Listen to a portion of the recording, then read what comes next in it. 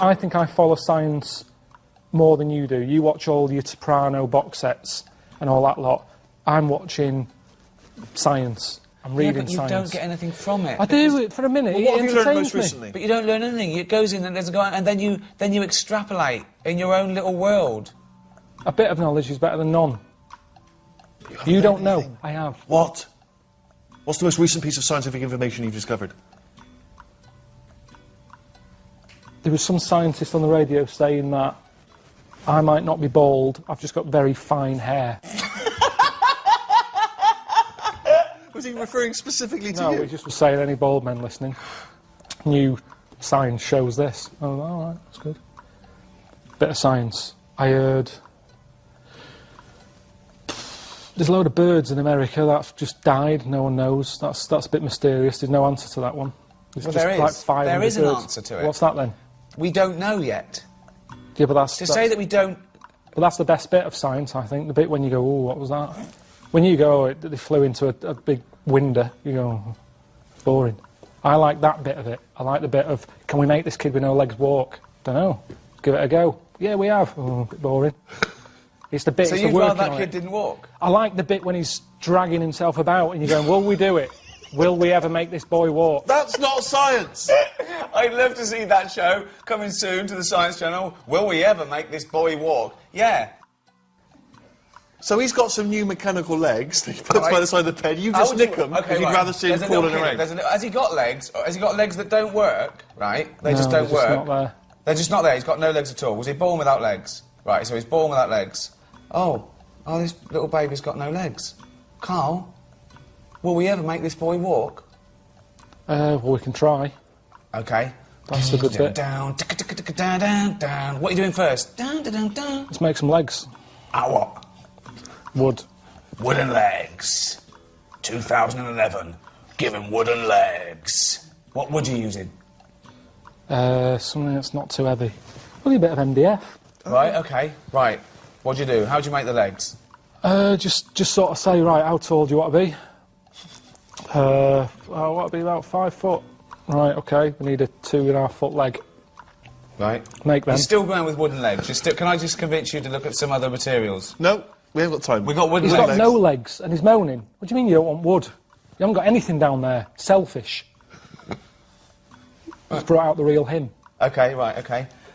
Mr. Pilkington, thank you for saying you'll have got wooden legs, but I'm just worried about, like, well, rotting and woodworm and... Preservatives. Sorry? It's fine. Just preserve them twice a year. Right, It'll be fine. right. How rotting legs? Well, You haven't got any at the moment, so which is better, little Billy? What do you want, rotting legs or no legs? Well, Because there's other kids out there sort of rubbishing about on their arse who'd love these little wooden legs. What do you want? And that's how it should Wooden be. legs. Right then. okay. This is not science, this is Pinocchio.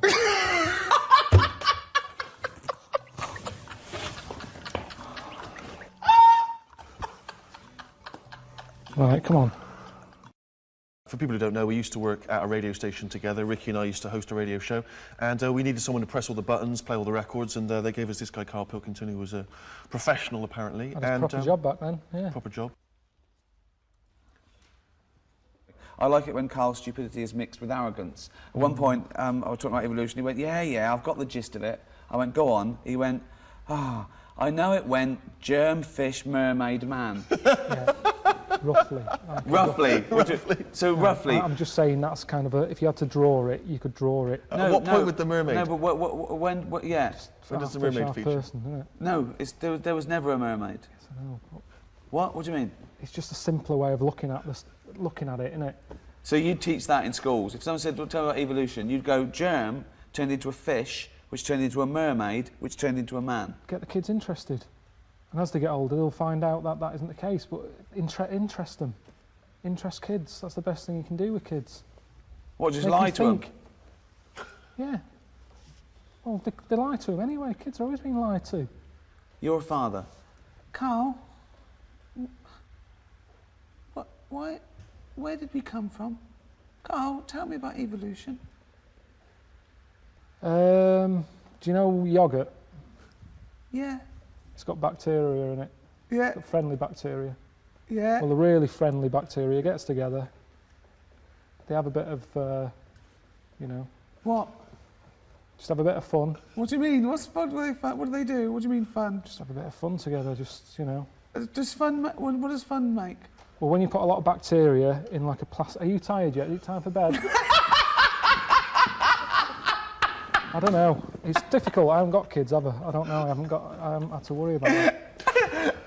I've never ever seen someone try to explain how babies are born by using yogurt as the first point of reference. Yeah. And fun. A load of bacteria get together and have some fun. Okay. No, this is good. Yeah. That's interesting. And then what happened with the bacteria? But how did humans come about though? Because we're nothing like bacteria or yogurt, are we? But I'd say, you see, this is what I'm saying to you. Well, let's do it. No, mate. Well, mate, I'd say, do you really want to know? What? Are you just asking me this now because you want to stay up late? No. You really want to know? Yeah. Well, tomorrow, go on the internet, type it in. What's the internet? On the computer. Have a look, type it in. Type what in? How do you have a kid? Pop it in YouTube. Pop it in YouTube! How do you have a kid?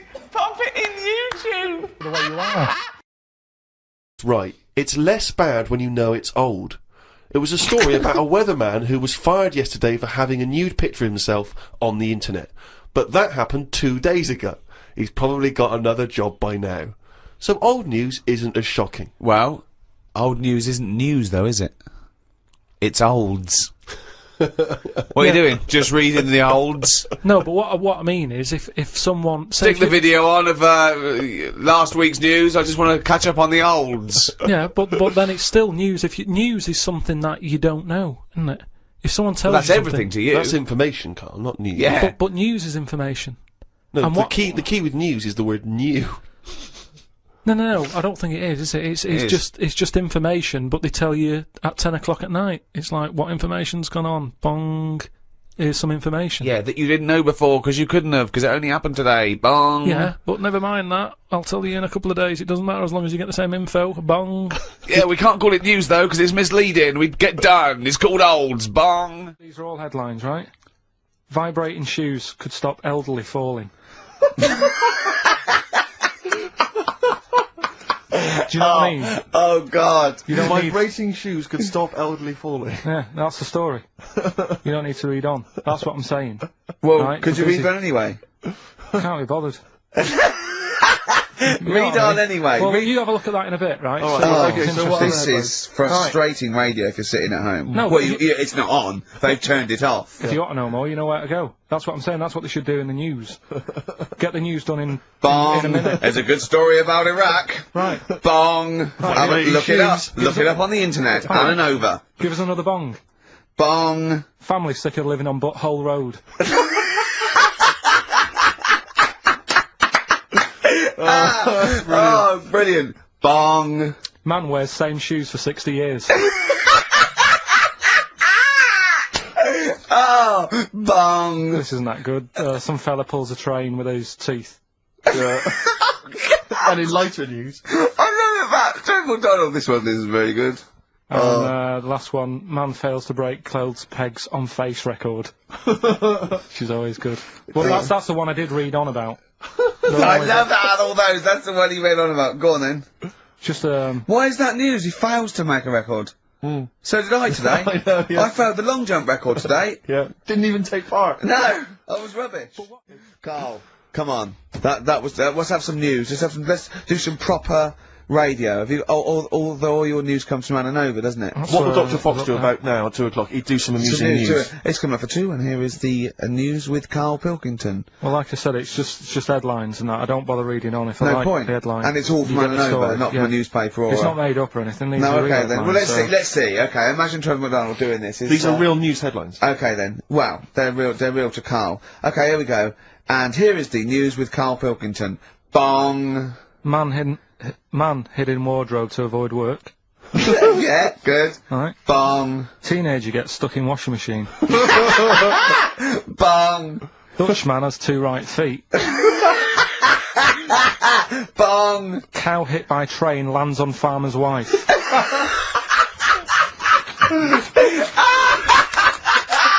That is the real news to you, isn't it? That's brilliant. Oh, dude. Oh.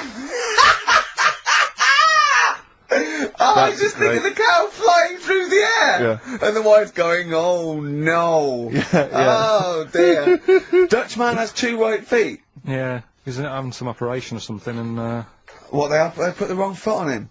he's got 2 right feet or something. Well, maybe it was only a right foot that was available. Good dancer.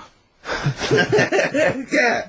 Oh dear. What Well, else? in real news. Actually, speaking of headlines, Oh, here we what's going go. on in the Okay, world? look. Yeah, imagine if Pilkington was on News at 10. Okay. We should just explain, you cannot be bothered to read an entire news story. You get everything you need from a headline, don't you? well, I think it's enough. I think if they did... Well, the let's news- see if this is enough. Let's see if Right, this, okay. if Trevor McDonald just read this on the News at 10, it'd be shorter and you get back to the football, whatever. Yeah, well, the There we go. And here is the news at 2:15 with Karl Pilkington. Bong. Man who walks backwards around lake falls in. Bong. Chinese woman eats dirt. Bong. Man lives in rubbish dump for 10 years. Brilliant. Bong. Czech family says they've got a rabbit with 3 knobs. Right? Right. Done. Sorry. Can you just read a little bit more of the Czech family with 3 knobs? Just about a family. Not read it to yourself. Read it out on air. It's just about... Well, he can't read it to himself. I told him to read it to himself. We still hear it. No, he was, just I could see his lips moving. Go on. Just this fella who had 3 rabbits. Right, just think of this is Trevor McDonald. Yeah. Okay, carry on, Carl. Okay, oh, here's the news. Right, good, brilliant. Go on. There's a fella, he's got 3 rabbits and that, and then he checks them out, right? Yeah. 2 of the rabbits have got 2 knobs each. Right. And he goes, that's a bit weird, isn't it? Sure. And they're throwing them around, sort of chucking, showing them around the family and stuff, saying, look at that, that's weird. Picks up the 3rd one, it's got 3. Yeah. So they ate the 2 with 2, because they thought they best keep the 3rd one, because a little bit lucky in that. Yeah. It is lucky. 3 knobs there, yeah. Now here's the sports news, and that's how it would work. Yeah, okay. Brilliant. All right, then, good. What have you got for us, Carl? News headlines?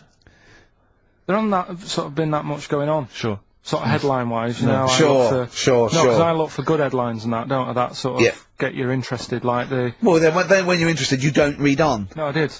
Okay, go on. Like the one, do you know the one I read out a couple of weeks ago? That was, man lives in dump for 10 years. Right? I remember the Chinese woman eats dirt. Yeah, well... That was a cracker. Man lives in dump for 10 years. I read on with that one yesterday. Yeah. I found it in my bag because I took it on, so I thought I'll read that when I get a minute. Yeah. Right? News. Imagine that. News. I might read last Thursday's Sun. Yeah. Just to catch up. Do you know how he got caught? What do you mean how he got caught? He lived in He's a living in a dump. rubbish dump. Well, what's he up with lived in that? a rubbish dump. What's No good? one knew he was there, right? Yeah. He was living off food that had been chucked away. He said a lot of people chuck away stuff that isn't off, so you can survive on that. He had a nice little place to sleep and that, and an old mattress that was all right and stuff. Got away with it for 10 years until he decided to celebrate bonfire night with some fireworks. Can you believe that? Well, he's happy that the gunpowder plot was foiled and the Guy Fawkes was beheaded, Anyway. thus saving our system of government. There's got to be a couple of news headlines, surely. Hold on, wait a minute. Bong! Pierce penis man off the hook. Bong!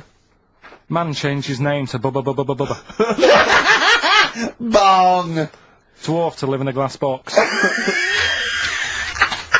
Dwarf to live in a glass box. Yeah, it's meant to be art or something. It's not though, is it? What? Meant to be art? Why is, whose idea is this? Is art, or is someone hired a dwarf to live in their box? It's just a box, and he can even leave when he wants, apparently. He can, Yeah. like, go, I'm hungry, I'm going for a walk, and he puts a little note. With his taming nurse, he might end up in 4 bits. So, just be careful. But to me, that's like that thing when I said to you about the woman in the jar. What woman in the jar? The woman in the jar, they go, oh, come and see the woman in the jar. And Yeah, it's then a it big turns jar. out it's a big jar. So Yeah, it's it's a like, big well, jar. put me Yeah. in there as well, then. Exactly. It's not yeah. special. Yeah. And that's the same with him. It's a big box, he's a small fella. What's good about What that? do you want to do, though? To compress matter? But hang on, it's not a world record-breaking attempt, it's supposed to be art. No, what's art about that? Well, I don't know. What's up about that?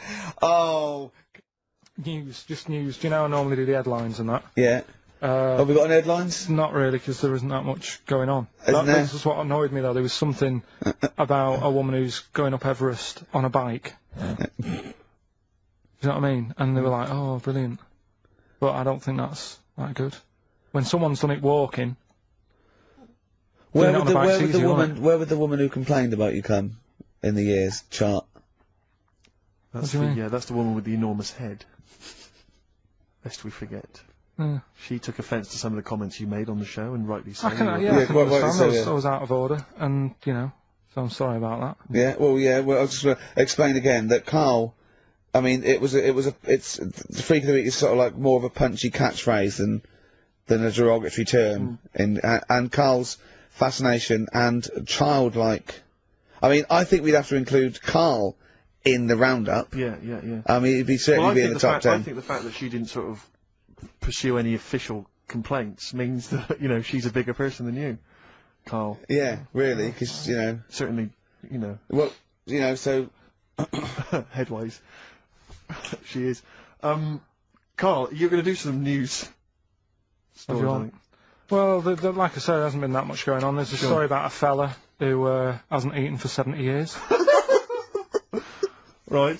He hasn't eaten. Is that all? That's all the information you're going to give us? Yeah, hasn't eaten for 70 years. Hasn't had a drink, but he's all right. That's rubbish. Then next. It's not rubbish. Yeah, it is. Yeah. Next. Well, what is it? How is that? How is a man not eaten or drunk for 70 years? It's that thing, isn't it? You barely get used to it or something. Steve, has he misinterpreted it, or is it rubbish? Well, to be honest with you, it doesn't actually offer any explanation. It just says that that's what happened. Right, so that's rubbish. It doesn't go on to anything else. A woman's had 6 organs transplanted.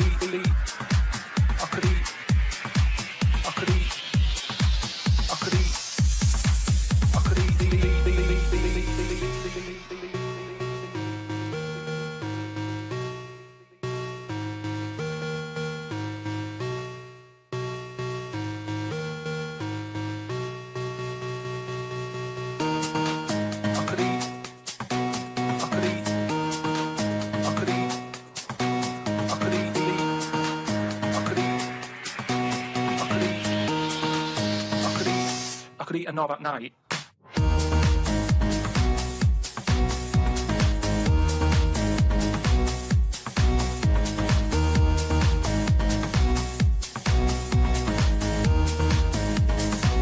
I could eat a knob at night.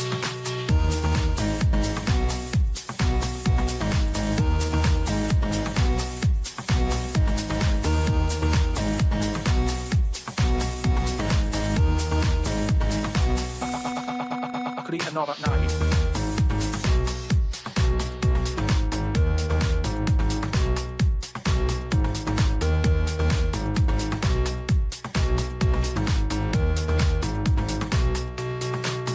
Do you know what I mean?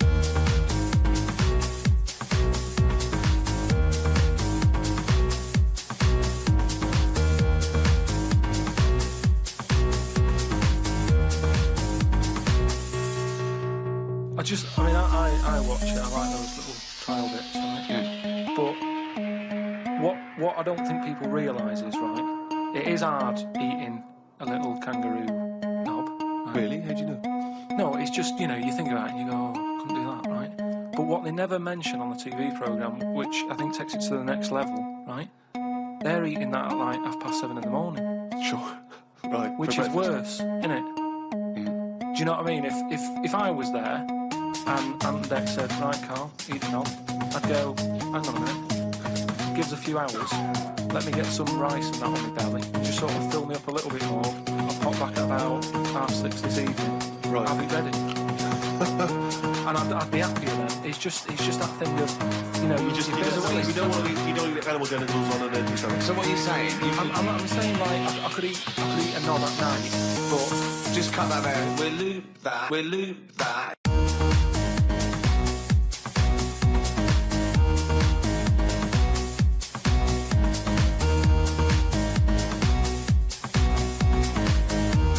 I could eat a knob at night.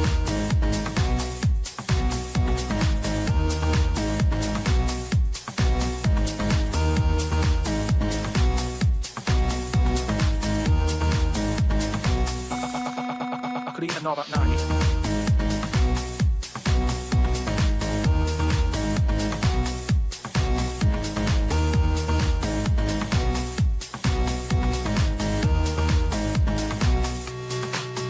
Do you know what I mean?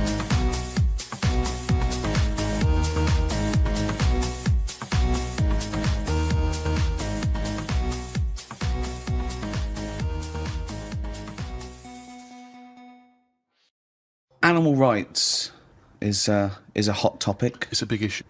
What rights should they have? We test drugs on animals, and we're basically saying if they die, they die. We'll learn something from them.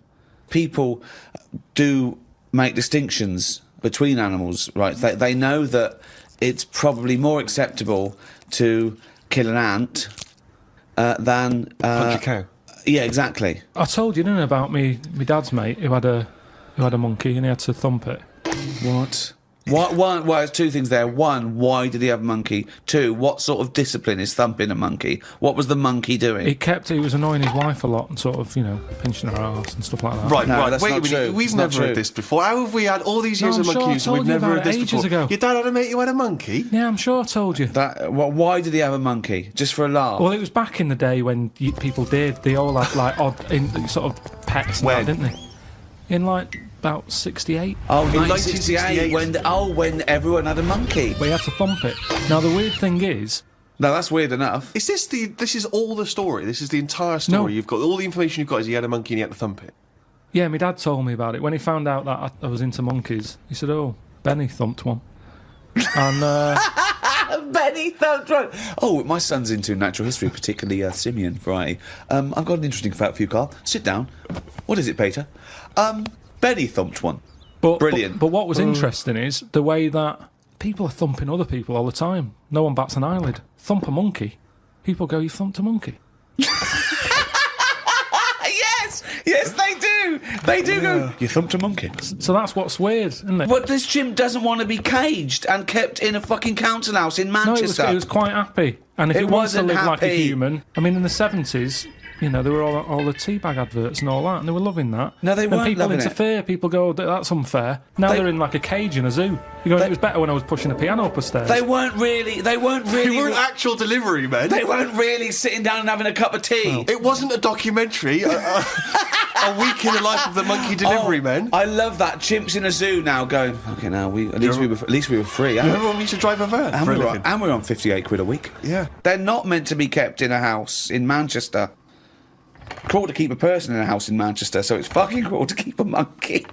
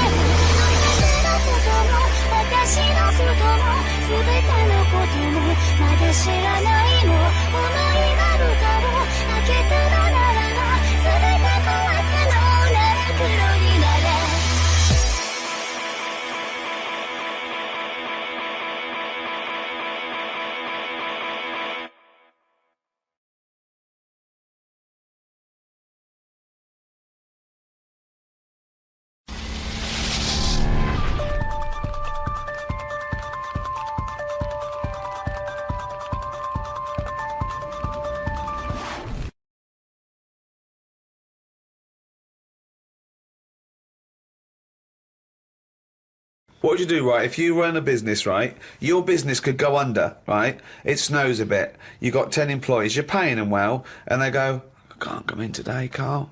A bit icy. I'll do it, okay? Right, they're snowed in, right? You're running the business. What are you running?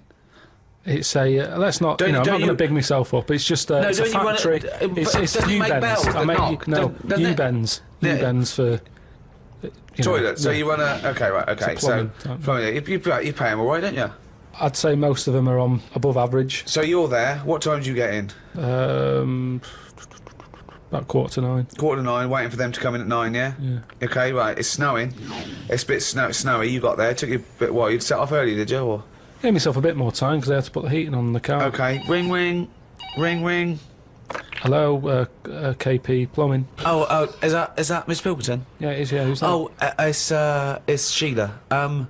Listen. Sheila, shouldn't you be here by now? Yeah, no, I was going to set off. Well, we'll set off now. Stop wasting time. We've got a big order on. No, I know. We're all on a bonus here if we get this done. I'll see you in 10 minutes, shall I? I can't make it. What? I can't make it. Why not? The car won't start and it's slippy on the drive. I just can't get out. Get the transport. I'll see you in... I'll give you 20 minutes, all right? Don't worry about it. Thanks for calling. I'll see you in a bit. I'm also scared of the ice. I'm scared of the ice. I'm not gonna come in today. It's dangerous. So what are you going to do? Well, I'm going to wait until the ice and snow goes away and then I'm going to come in. But they're predicting it's going to be about 2 weeks before they clear all this. I can't really travel in this. It's a bit dangerous. Well, I'll tell you what. You stay at home. I'll replace you. Because I need someone to come in with a big order. What, you're firing me because I can't get into work with this... Well, I got into work, Sheila. Yeah, I know, but I mean, you don't live with me, do you? If you did live with me, then you'd probably see how... It was bad where I was as well, I'm here. Do you know how bad it is here? When you come round and have a look how bad it is here, you drive my... Tell you what, you come round and drive my fucking car because I'm snowed in, you fucking calling me a cunt. And I'll tell you, if you fire me, I'll tell you to drive you, you bald-headed wanker. Right, you're fired anyway for that. You're in fucking trouble then. Right then, see ya. Right, and then she's done with. She's weak anyway. Ring, ring. Ring, ring. KP Plumbing. Hiya, is that, Miss Pilkington? Yeah, it is, yeah. Hi, it's Bob here. Bob. Yeah, bit of trouble. In my area, it's absolutely snowing. It's possible no one's getting out. I live near Sheila. Bob, listen, Sheila's just been on. She's saying she can't get in either. She can't. I've just seen her out there trying to dig her car out, and she's hurt her back. She's really tried hard to get to work, but she can't do it because she's not very rich and her car doesn't work. She hasn't got the right tyres, and there's no public transport. They've cancelled those. Wrong snow on this country. I'm not going to make it in today, son. So I'll see you tomorrow, right, boy? Well, no, you're saying you'll see me tomorrow. Yeah. But you'll probably call up tomorrow with the same thing. Well, only if it's snowing still. Now, listen, it might not I can't run a business like this, Bob. Yeah, it's not my fault, is it really? So go round to Sheila's and like slag me off if you want. But I tell you what, you're not coming back here. Oh. Fuck off. One chance. Give them one chance. Oh. Well, you didn't even give them one chance. No, because they've done it before.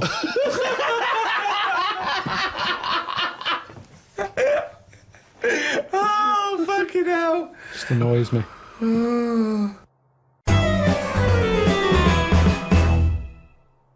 I went to, what's her name? Harley Street. I went for a check-up. And, like a medical. Posh, you know Harley Street, it's like it's the top doctors, isn't it? I've never been before. All posh buildings and that. Went up to the counter. I said, I see the doctor. They said, name, Give us 10 minutes, go and wait in the waiting room. Dead posh waiting room. Dead fancy. Big leather furniture and that. Yep. Loads of magazines. I mean, like a newsagent's. In the middle of the room on a table. Loads of them. So I'm looking through and there's the top quality ones, your Esquire, GQ, Classy, Yacht Weekly, all that. Country Life. Boys. Boys? There's one there, yeah. Boys. What's that? Right, lifted up like the one on top of it. and it's like boys with a Z. Two fellas stood there, looking sort of Italian looking. Yeah. Right. Dungarees on. No shirt though. No shirt, just dungarees sort of unbuttoned, hanging down a little bit. Sure. So no one else is about. I'm never going to buy a magazine like that. You're going to tell us you looked through a You game can have a magazine? I had a little look, just because I thought, you know, like I say, it's one You're always chance. looking to learn, aren't you? You're always looking to learn. Yeah. Always open, you know, there might have been something in there that I go, right, I get it now, I understand why they like doing that or whatever. Yeah. Right. So she said I was going to, 10-minute wait, I can have a quick flick through.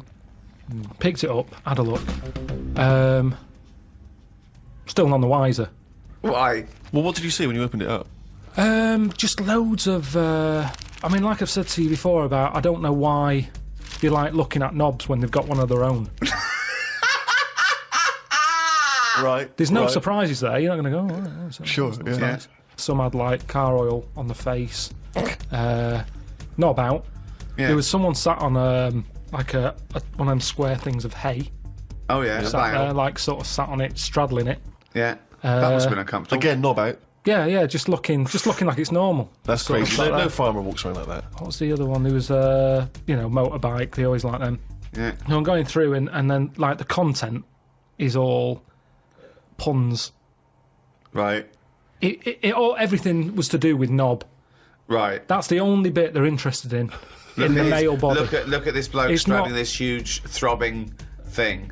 The bike's not bad either. Yeah, Yeah, all that, yeah. loads of them. It was just cock, just 100%. Like let's just talk about the knob. That's a good name for a game magazine. 100% cock. 100% cock. Did it not at any moment sort of maybe slightly unnerve you that the doctor might come in and see you reading boys? No, because I wasn't. What about if I walked through? Because I remember once when you were in hospital about to have a tube going down your knob and you were sitting in your pants with stockings on and I walked through and you were horrified. So what if I'd have walked in then and went, Carl, what are you I doing? would have just said, look at this. Look at this, it's free. And I said, why did you bring that with you? No, I would have just said, look, does it look like I brought it with me? Look Yeah, at this. yes, it does. Well, Because I've never. So you Because look I at, would never see. You would never see a gay magazine in a doctor's waiting room. So I think you bought that and pretended that it was there. That's the thing. I was amazed by that because there was no there was no Mayfair or anything. They just catered for like if you wanted a bit of knob action. It was really. I could have complained. So if you're gonna have this, where's a bit of the other? Yeah. Yeah, you had a bit of this. Where's a bit of the other? I know one of the things that they had, and I thought they're really struggling with like ideas. They had a Sokoko. As in Sudoku. Yeah. Sokoko. Sokoko. Surely Sadiko is better. No, because it was like Sokoko. Yeah, but it's Dick as well. Sokdeko. Yeah. What? And it was still a Sudoku style puzzle, but it just had that name. Yeah. Yeah. It's just So everything. It It's was all just Sudoku, but called Coco. That's amazing. That is amazing. Now, That- if I was gay, do you know, like Let's they have say, a game of Lubo. Let's have a game of Knobopoly. Noberation. Noberation. Let's have a game of chess. Cock.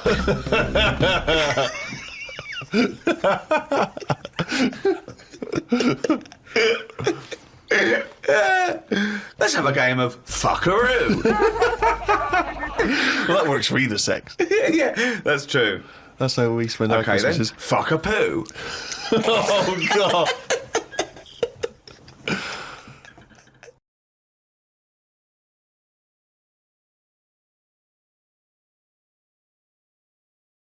Steve Merchant and Karl Pilkington.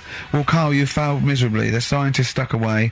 Right, one more chance. What's happened in the last couple of weeks? Just one more chance to. What have you seen in the last couple of weeks? well, like I say, I don't really watch the news and that, so Right. I can't tell them about that. But in a way, I think they're better off not knowing. I think that's the only good thing about being out there, isn't it? Not knowing about the bad stuff going on. Yeah. So I can't help them there. They don't need to look at the weather, do they? No, not enough. No. But tell you about the Pope and that. Yeah, pretty extensive. What about the EU Constitution and the no votes? What do you make of that? What are your views? What's the problem there? Oh, isn't No, but it's better- it's this better isn't not knowing. broadcasting It's though, better is not it? This is knowing. nothing. Come up with something. Well, the Talk. fat baby then, the fat baby that they found, that was on the telly. Right. Well, what was that? It's just a little fat baby. That, Oh, for I don't know what, it's just a little fat kid and that. what? Tell what? It was on the telly, it was on the telly and But that. what was on the telly? You just said fat baby, fat baby, fat baby, fat baby on telly, fat baby on telly. You're meant to be telling them what's happened in the world. Tell me about the fat baby on telly. It's just they've found some, there's this illness called Momo, right? And, they've just got this woman had a kid. It's really sad, it was on Channel 4 and that, right? And, kid's born. You sure it wasn't Jimmy Carr? Kid's born and that, right? Momo? It's called Momo, Isn't that yeah. a Black Music Award? No, right, little fat baby and that, and there's only 3 of them in the world. These little fat babies, Right. and So one of them, they're in danger. How fat? You're not telling what do you mean? How fat are they? 6 stone. It was only 2. And there's 3 of them in the world, and there was this one, and there was one in Brazil. Are they like No. endangered? Is that the problem? Because there's only 3 of them in the world. I don't Are we know. worried? Is it like a conservation campaign? Hunted for their flesh. No, it's sad. If you, I know, it's easy to You should joke and laugh, that, but but if you you'd could make seen an it, you'd interesting go, oh, it's a handbag bit sad and that. Well, I haven't seen it, and I know nothing about it. Well, I've told you, there's 3 of them in the world. Okay, what else was on telly?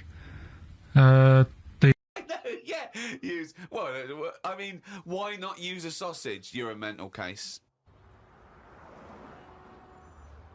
I always remember this story when I was a kid about some bloke. He had throat cancer, right? And his doctor said, "Carry on with your life, right? It's not going to be that good, but just carry on, but don't eat meat." And he was like, oh, "I love meat."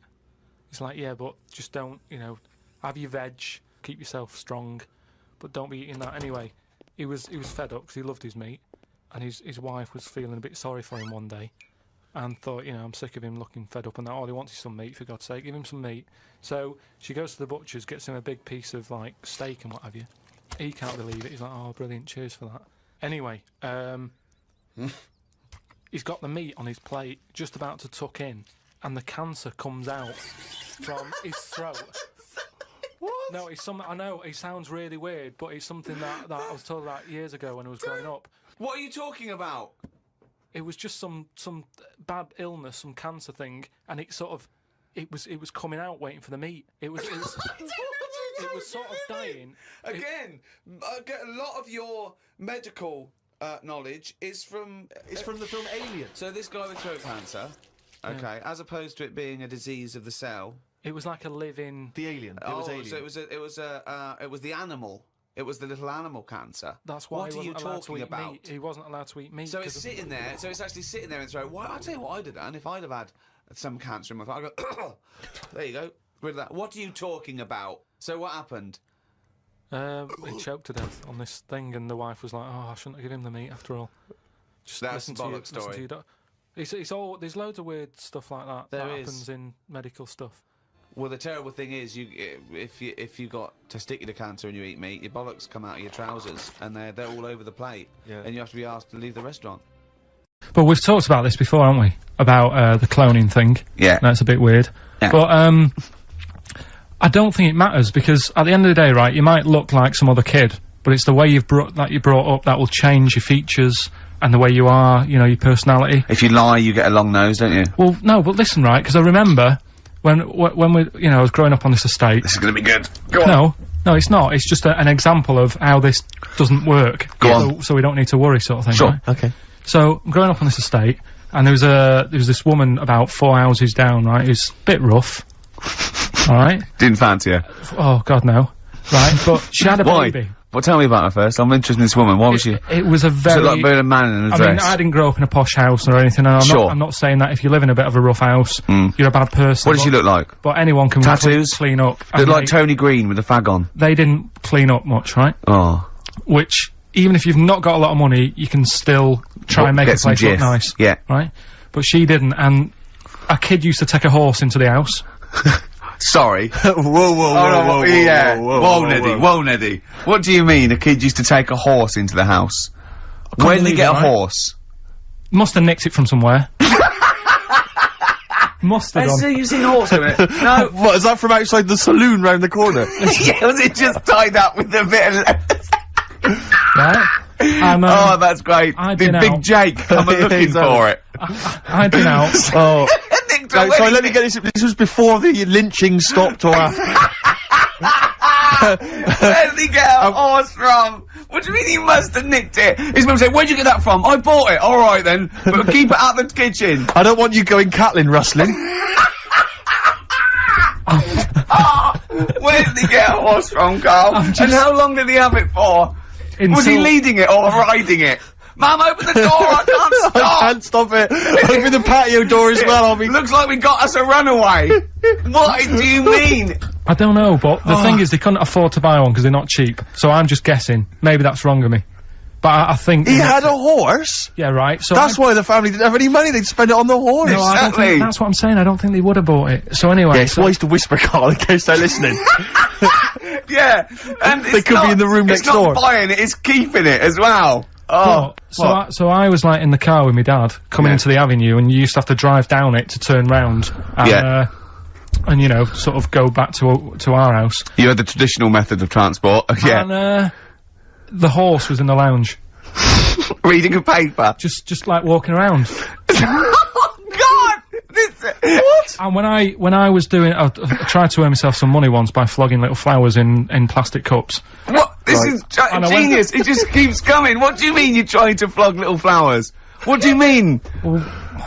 That's Let's another play a story. record. Let's play a record and come back to this, Wait a because minute, this story's wait a going to minute. just Wait a minute. unravel and unravel. It's going to go on for hours. Let's It play a gets track, deeper Carl. and deeper. It's Yeah, like come an on, Carl. onion, isn't it? We've created a whole world here where there's a man living with a horse. Just walking around the lounge. I mean, I come from the West Country, I I've never just- heard anything like that. I just think of a big sort of like orange carpet and a rediffusion telly and this horse going, I'm fed up in here. Exactly. This is really... I am not taking the rubbish out again. Yeah.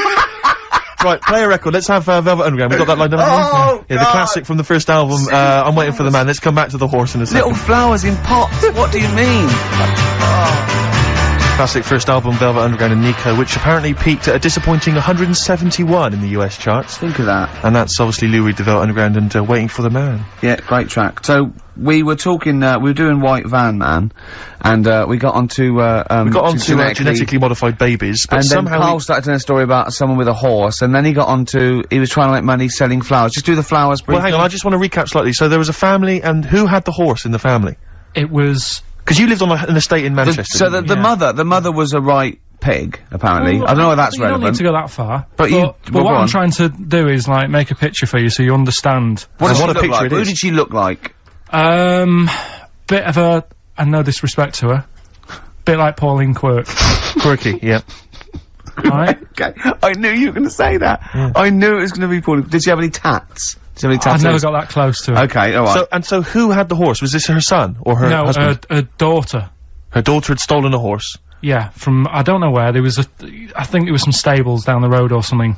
and they kept the horse in the house with They them. kept it in the house. Did but they didn't get have caught? it for long. No. So, and you said you were in the house one day and you saw the horse No, in what there. happened was, I was, they did this thing at school about raising money for charity, right? For some local charity. And they said you can do anything to raise money, and they came out with all these ideas, and I thought, that's good. What was the charity? But well, I don't know, I thought, forget the charity. Yeah, that's I'm just the a good charity money-making here. idea. So- You're a charity. So, so I asked me mum for some, cause she used to have a lot of flowers around the house. Sure. I said, can I just take some snippings off them? And, I'll go and buy some plastic cups. And, got some soil out of the garden, planted the bits of plants in them, Yeah. got a tray, Yeah. had about 25 plants on it, selling Yeah. them for 25 pence each. Excellent. Did you sell any? Yeah, so loads. Did you just cut, you didn't just cut them and stick them in the Yeah, they soil? wouldn't have survived. Oh. But I think people sort of thought, well, good on him for trying. But anyway, so I went round to theirs, because I thought their house could do with a bit of colour and stuff. Yeah. 'Cause it's a bit rough. So, as I went The up, horse went, thank God for that breakfast. They've been feeding me kitty cat. so I got up to the door, and they opened the door, and it was one of them houses where no carpet, Yeah. A horse in the living room. You know. We've all been there. and, Yeah. and the horse was walking around the living room. Oh. I looked quite happy and everything, because I always say that about animals. Black Beauty right? was on. Yeah. Well, think about it, right? If you were a horse, where would you rather be? In a little wooden hut with a load of hay, or in like a house with a Central heating. 3-piece suite and Sure. a telly and that? Telling you that! No, but I was saying this the other day, And an Atari. right? I was walking through London the Commodore other day. 64, Yeah. rubbish. Exactly. Walking through London with Suzanne, right? Yeah. And you know, like homeless people always have dogs. And Yeah. she said, "Oh, I hope she looks after it." I said, that dog is happier than most dogs. Right. Because people always walk past and give it a pat on the head. Yeah. It's with its owner all the time. Yeah. It's out in the open, it's not locked up in a house. Yeah. It doesn't You know what I eat, mean? but other than that. No, it does eat though, they're always alright. So that's what I was saying, I think this horse was doing alright for itself. Do you know what I mean? Well, not many horses have got their own house. Exactly. For a start, But yeah. anyway, that's That's what by we were the talking by. about. Yeah, so anyway, this family, who's a bit, what we were talking about, it was about cloning. Genetically modified kids Yeah. and all that stuff, yeah. Right, now what I'm saying is, you could say, you know, right, Steve, you could have a baby, right? And Ricky could see it and say, God, I want one that looks like that, Yeah. right? It could happen, Rick.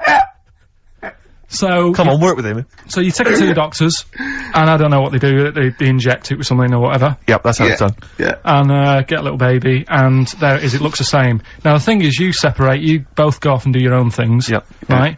Now, you look at Stephen, you look after your baby, Yeah. you treat it well, you give it good food and I'm that, a good dad. all the vitamins and stuff. Yeah. Ricky just gives it cheese, right? So then it changes its looks, it goes a bit fat, you know, it gets tired easily, and that sort of thing. Now, when this family, Why am I just feeding a baby cheese? right, this family had a horse in their house. Yeah. They had a little baby, and my mum went round and said, "You're not going to believe this, but it's a beautiful looking baby," right? Yeah. And I was like, well, you know. And the weird thing is, it was a good-looking kid, but as time went on, they didn't really look after it. And I'm not saying, like, abusing it, but it used to run around, it used to play out till, like, 10 at night. Yeah. It used to chase cars. Right. It was a bit... Did it have hooves? Yeah, no. Chase cars! Right? What sort of kid chases cars? Oh, God. No. Was it called Rover? The weird Did it catch sticks? It's Liam, it was called, right? Right. Now, the weird thing is, it was a good-looking kid, but as time went on, and all that, like, not eating properly and its hair was all patchy, It's not Liam Gallagher, is it? and chasing cars and that, and it became an ugly kid. It's definitely Liam Gallagher. And that's what I'm saying, right? You can clone all you like, but at the end of the day, it's Yeah. how you brought up. Brilliant. Wow. Whoa. Life. Wow. That was a hell of a point. God. But am I right? You're always right, Carl.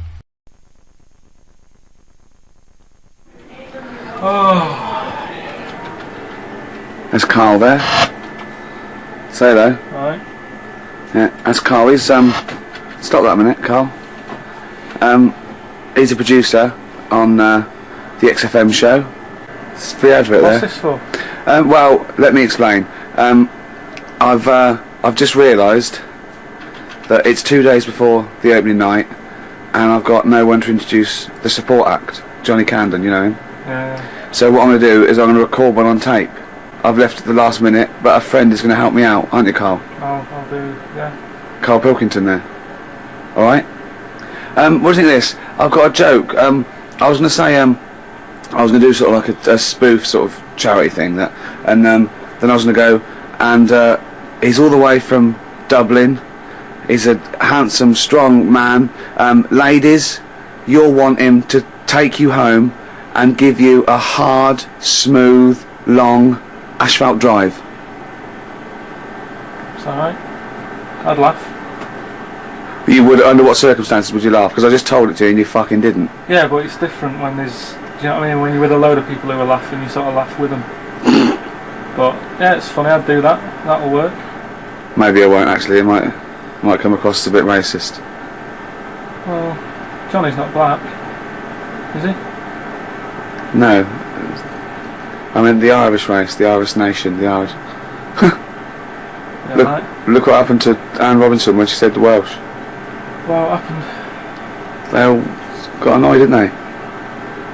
Yeah, but what did they do? Good point. Right, then we'll get some level then. Testing. Karl Pilkington's little baldy head.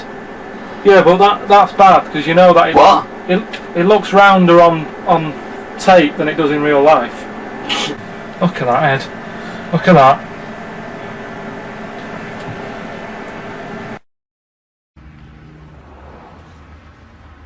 Well, it's that time again. It's the feature that the world is saying could rival Monkey News one day. Ready? Oh, what's he written today?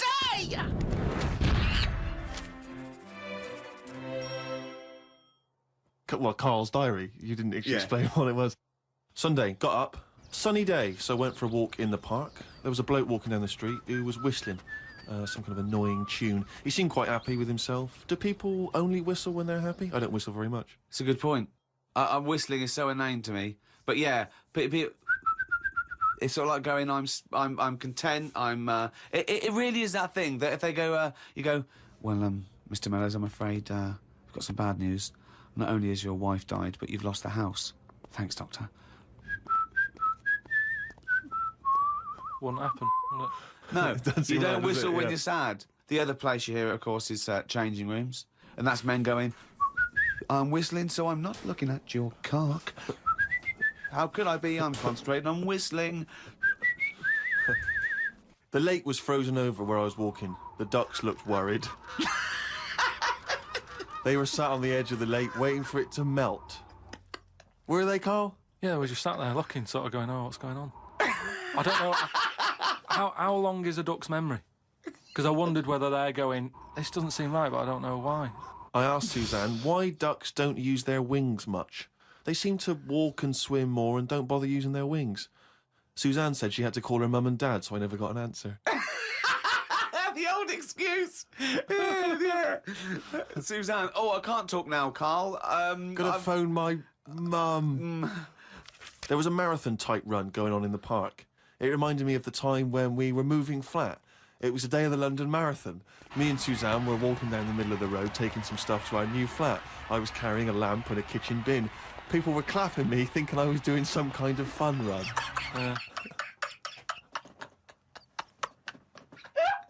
Why were you walking on the same route? Because it was when we lived on the Docklands. Oh, brilliant. There was no other route. The flat was just about 100 yards down the road. They're going, look at the bloke with the bald wig. He's carrying a lamp and a bin. Took a bag of old clothes to Oxfam. It was just old T-shirts and a couple of jumpers with holes in it. I don't think anyone will buy them, but the Oxfam is closer to the flat than the wheelie bin is. On the tube on the way back home, saw an advert for a book about a woman who works in a funeral home. She went into work one day, she goes to work on a body, she takes the sheet off of one of the bodies, and it looks exactly like her. This is called a doppelganger. What's a doppelganger to you? It's the thing I read about him ages ago where someone was walking down the street. Yeah, and he sees someone who looked a bit like him. And no, this was weirder than that. Go on. He remembers, like, going down that street as a kid on his bike, whistling. Yeah. And then he's walking down the street, going to get some milk or whatever from the shop. Little bike comes whizzing past. He hears the whistling, he goes, that's weird. Looks at it, it was him when he was a kid. So it's like a time. Shit. What do you mean it was him as a kid? This is like a different form of doppelganger. It's just Well, it's impossible. It's rubbish. some sort of time thing, isn't it? No, Just it's time, that's impossible. So don't It's worry just some about kind it. of time thing, Rick. No. Yeah, it's just something some you kind of time read thing. again on the internet, or it was a short story, or something someone told you. On my walk back from the tube, I saw a jogger who was pushing a pram at the same time. The kid looked terrified. Got my science book out. It said that the static you get on the telly when a channel isn't tuned in properly is radiation that is still knocking about from when the Big Bang happened. I thought about the Big Bang and wondered if it was really a Big Bang or did it just sound louder as there was no other noise to drown it out. Good point, isn't it? Carl's diary, Rick, never ceases to amaze. Oh, well, it's that time now. Yeah? It's the big one. Oh, chimpanzee, that monkey news! Right, there was this Monkey? this fella, right, who he had a problem with his eyes, right? Yeah. So he goes to the doctors and he goes, oh, I've got a problem with my eyes. And he goes, yeah, they're bad then, right? He goes, It was in America, you know, like how you have to pay for medical stuff and all that. Mm. And the doctor said, oh, if I fix them, it's going to be like 10 grand, right? Mm. He's like, but I haven't got the money, doctor. He goes, well, I can't help you then. You know, there's a lot of people with bad eyes like them. Can't do anything for you. So he's going, oh, it's getting worse. I can't do anything. God. So anyway, so he goes home. Is that the price of human eyes, is it? So he goes home, he's looking in the paper, right? And he sort of sees in the adverts at the back. And there's a little advert there saying cheap doctors, right? No, bollocks. Oh, no. No. So he's thinking, oh, maybe that's what I need, right? So he calls them up. Woman's there. She's like, wait, what can I do? He goes, I've got bad eyes and that. She says, oh, come in tomorrow, we'll sort them out. She's like, brilliant, I'll see you then. Right? So he goes down there, and he says, right, you know, I can hardly see. My eyes have got in really bad state and what have you. Right. Need to have them sorted out. I don't know what you do, whatever you do, Right. I need Now, doing. his eyes are so bad. Can he see the doctors?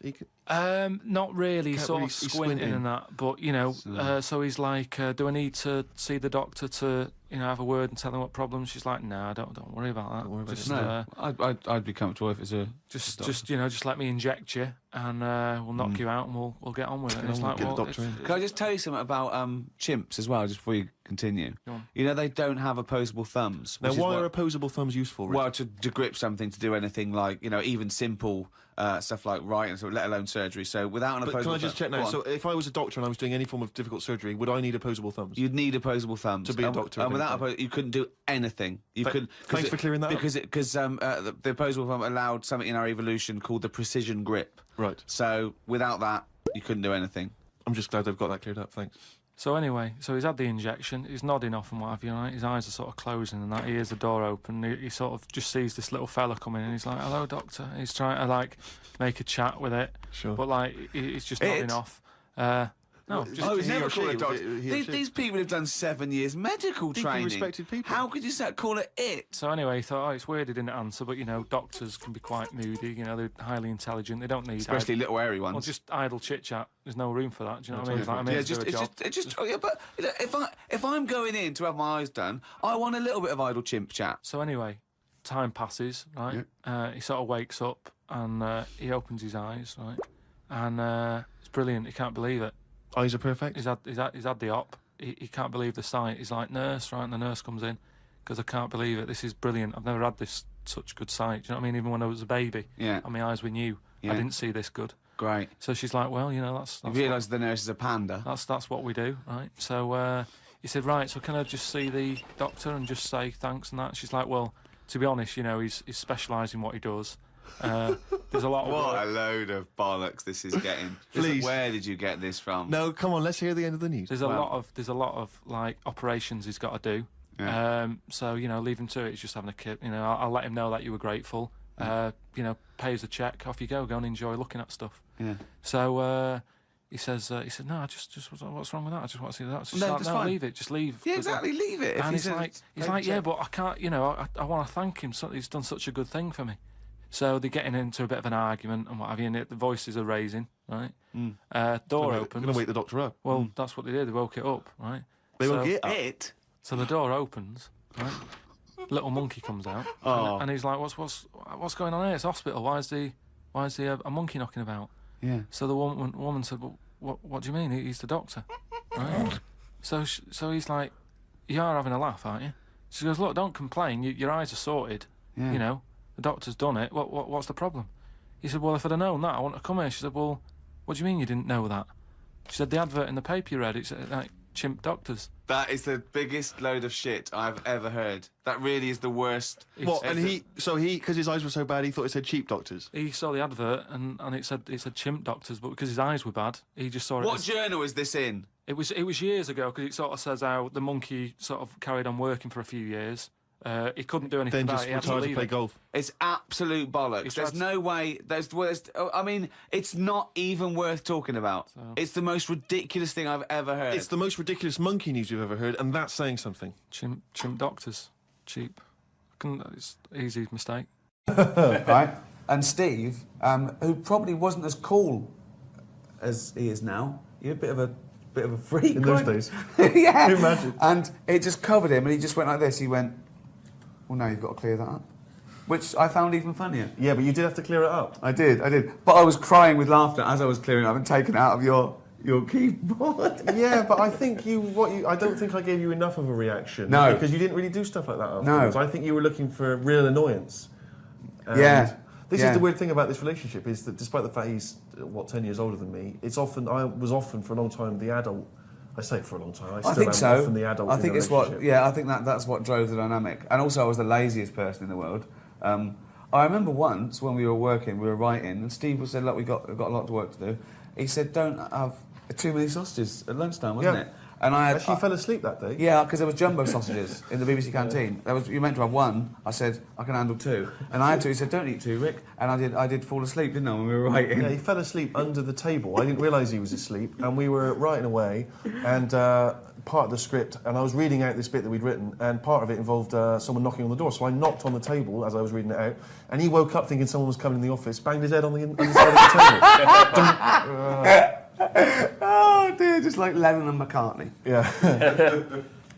Someone actually asked earlier on the live chat, are you concerned that Karl Pilkington is going to become a bigger star stateside than you guys? I want him to. I want him to be the biggest star in the world. I want him to be not just a star, but like an idol that people worship. Just little round things that is like like the they put on their dashboard. Exactly, like Christianity uses a cross. It's just a little round orange sort of circle. Because I know he'll hate it. I just know he'll hate it.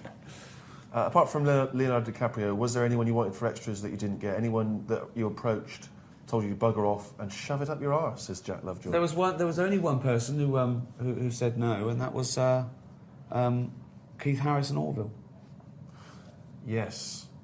Yes. Harris. And I think Sid Little, didn't he say no as well? Oh yes, he did. Yeah, I think it was a bit too much for him. He thought. Yeah. Was it after seeing a bit of the script that they were in? Probably. Yeah. Well, I usually pitched it to him over the phone before we wrote it, and but no, he wasn't. He wasn't into it. Orville was up for it. Oh, Orville would have been. I don't know speak anymore over that.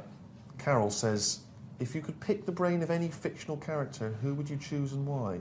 Now, does that mean like that you could have the brain, or Sherlock Holmes, or what, and have it for yourself? God, information from God, I think. We asked Karl a question. If God exists, what would you want him to say to you when you got to heaven? And Karl went, "Is that how it works?" What do you mean? He said, "Well, he wouldn't be on the door, would he?" I went, "No. You go up to his office." And Karl said that he'd say to God, "Well done with the world and that, but I think you've put in too much water." Hey, wow, this is a big question. What are the best things in life? What are the best things in life? First thing I thought of there, sausages. But I'm off I them thought now. that might be the answer. I don't know. A mother's tears, maybe a baby's laugh. Although Karl said that was the most frightening thing. When we asked him a question. We were doing the questions from inside the Access studio. We said, "What sound do you hate?" And he went, "A baby laughing would do me head in." I went, "Why?" He said, "If I had a kid and Suzanne was out, and I'd put it to bed, and then I woke up at 2 a.m. to the sound of a baby laughing," he said, "it would freak me out." I think he's thinking of like Chucky, just sitting up going, unbelievable. The best things in life. Well, they're free. Freedom. Well, no, freedom is surely. That's important. Surely. In every aspect. Freedom of speech, freedom to live a good life the way you like it. As long as you don't hurt anyone, kids, and floss. Yeah. We've got time for just a few more questions, so do keep your questions coming in thick and fast. A few people asked earlier, I don't know if there's any truth in this, Stephen, in a recent interview that you hinted at a secret crush for Nadine from Girls Aloud. Any truth in that? I was being flippant. I'm a fan of all Girls Aloud. Who is it? Even the ginger one. Yeah. No, she's, Well, don't say even. There's probably ginger. No, I didn't mean that. I mean, and including the ginger one. No, it's just so, I got very ginger beard, and lots, you want two ginger people get together, you can have ginger offspring, who might inevitably be bullied. So you've got to be careful. You've always got to think this thing through. I'm not just, a girls' allowed is not just for one night, all right? They're for life. You know, Karl said he thinks it's actually only in England where that happens. I In know, it's America, weird, they don't isn't get the jokes. Like they quite rightly think, well, what's up? There's obviously nothing wrong with it. But Karl thinks that even ginger cats get bullied by other cats. Why do you think it is that the ginger thing is? I don't know. I thought it was. Isn't there a reference to the Bible or something? Is there? Wasn't Judas was wasn't ginger? Judas ginger? No, what are you talking about? Wasn't It's he? the Middle East. They're not ginger people around there, are they? Well, that's why he stood out like a sore thumb. Clearly. I have no idea why I said that. I don't know if that's true or not. I wondered if it was something to do with the old Scottish-English rivalry. Obviously, all Scottish people are sort of, ginger-haired. I wondered if that was anything to do with that. Maybe one of these MySpaces will let us know. Yeah, let us know if you can. Someone asked earlier, Stephen, has Ricky let fame go to his head? Does he only hang out with A-listers these days? People often say to me, has Ricky changed since he got famous? No, he was always a cunt. What advice, Rick, would you give to people who want to get into the business? Don't. do something useful. Train to be a doctor or a lawyer. When was the first moment that you thought, I'm famous? Because you were on the 11 o'clock show. That was the first time I saw you. I was always worried about that. I was always worried about the word, that I didn't want to be lumped in with those people who do anything to be famous, just live their life like an open wound. Fame per se is nothing and largely pointless, and it usually only has detrimental effects, to be honest, But I suppose I knew I was a face. I mean, the first time someone asks you your autograph, you think, oh, but that, I think everyone's famous to that degree these days. I suppose winning the Golden Globes was the freakiest, because that made the real news, not just the entertainment news. It was on front covers of. That was a bit weird, and I was glad I wasn't here when that happened. I was still in America. I was doing some work, but I think the important thing is know what you're doing it for. If you're doing it to chase fame, well, then you can do anything really. You can do horrendous things to be famous. There's no difference between fame and infamy if that's all you want. But I think you've got to love what you're doing. You've got to know why you're doing it, and we do it for the work and the creative process. And fame is an upshot of what we do. If you're an actor and you're a successful actor, then you're probably famous. But that shouldn't be the driving force. And I'm probably much prouder of being a writer and a director than I am an actor in many ways. But it all comes as a package, really. And joking aside, the advice would be, try and control your own destiny. Own your own labour. Be in charge. Walk away if it's not right. Don't compromise. Don't think, if I compromise 1,000 times, then I'll get something I'm good at. Because those things stay with you and they stay around. They hang around. There's no rush either. Don't think you have to be famous by 23 or it's all over. Unless you're in a boy band, that's just simply not true. And find your own voice and do something you're passionate about. Don't do anything for the sake of it. Do something that you want to get off your chest. That's what I'd say. Steve, anything to add to that? Well, I just want to ask you a question from Jensen's Beard. Have you ever thought about having a facelift? No. I don't even like going to the doctors when I'm seriously ill. So the point of voluntarily going under the knife where you might die because your face is saggy, well, that's age, that's gravity. I mean, it's crazy. These people that have these things that have ribs out and, just unbelievable. Who cares? Do you remember that story, which is obviously a myth, about Prince having ribs removed so he could suck his own? Yeah. Why are you looking sheepish? It's not something you're considering. No, I'm just worried about you've just said. Well, it's obviously nonsense. Well, that's good. It's patently nonsense, isn't it? Can he not suck his own? Sure. No, probably not. Ribs are in the way. You know what? Hobbob is on the Bobbler. Oh, again? He's on the chat, and Bob Meister! he's clarifying the ginger issue. He's saying red hair was thought to be a mark of beastly sexual desire and moral degeneration. From when, though? I don't know. He doesn't really. The 1980s? Yeah. Since Mick Hucknall. When, though? That's what we're... Yeah, I have absolutely no idea. He doesn't really go any further than that. If you've got any more info for us, mate, do clarify it in the few minutes Bob we've got Meister, left. sloppy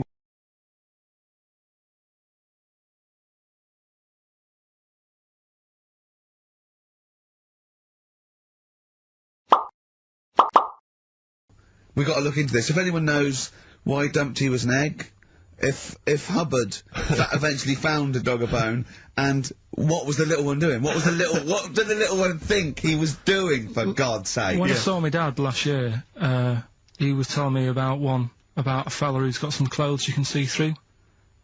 What's that one? You don't mean the Emperor's New Clothes? Yeah, what's that one about? Well, that's a genuinely good little parable, that. Yeah, because it's now used for people who are scared to sort of slag something off because it's sort of like really cool and they don't want to be the one that shouts it, and then one person goes, hold on, Very I've seen briefly, through this. Carl, very briefly, the king wants some new clothes, right, he's the king, he goes, who's going to make me some new clothes? Various people come to me, he says, I don't like that, it's not interesting enough. One guy, who's just a bit of a con artist, he comes along, he goes, I've made you this magic suit, look, and it's nothing. He goes, put it on, the king puts on nothing, because there is nothing, but thinks there's something, because, you know, he wants to buy into it and everything. And he goes, it's the finest stitching, and he goes, look at it, can you see it? No, they actually say, only a genius can see how good this suit is. And the king goes, yeah, it's brilliant, yeah, it's great. And he goes out, and just, is it a woman or a little kid? Well, everyone's applauding it, they're going, you look great, even though his tackle's hanging out, he's, you know, he's nothing. Even though he's got a king-size, sort of like, bit of meat and two veg, wobbling, dragging down the street. Exactly. And then one little boy goes, he's not wearing anything. The king is in the Altogether. Know that one? So, well, did anyone else buy one? Or was... Okay, play record. Play a record, Carl. Play record. Carl, just play a song. Jesus. That bunch. Right. And, I'm assuming there's some questions there, Carl, aren't you? Yeah. Right, here we go. If you're a new listener, the way it works, I'll give you a cryptic clue and some initials, and it sort of makes up a band. Yeah. Makes more sense when you hear it, I reckon. Not particularly. Wow, not really. Although people do get it. I just worry about the state of our listeners. Go on. Right, so there's 3 of them. You email in ricky.gervais@xfm.co.uk. It's email only. I repeat, it is email only. We are too lazy to answer the phone. Yeah. Okay, here we go then. Number 1. There's normally 2 easy ones and a difficult one. Sure. So here we go. Number 1. Don't argue with him, he ain't going to change his mind. Don't argue with him, he ain't going to change his mind. Yeah, that's AA.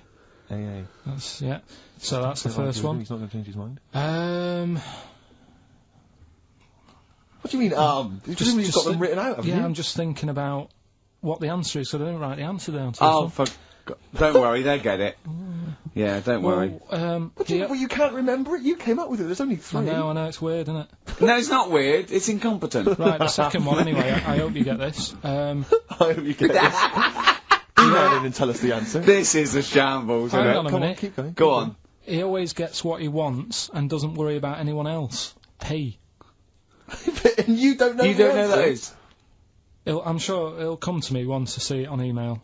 What do you mean? Once they get it, you'll agree with them? I'll know if it's the one I had down as the answer. This is brilliant. Come on, Imagine Jeremy Paxman doing that, going... Yeah, University Times. Is that right?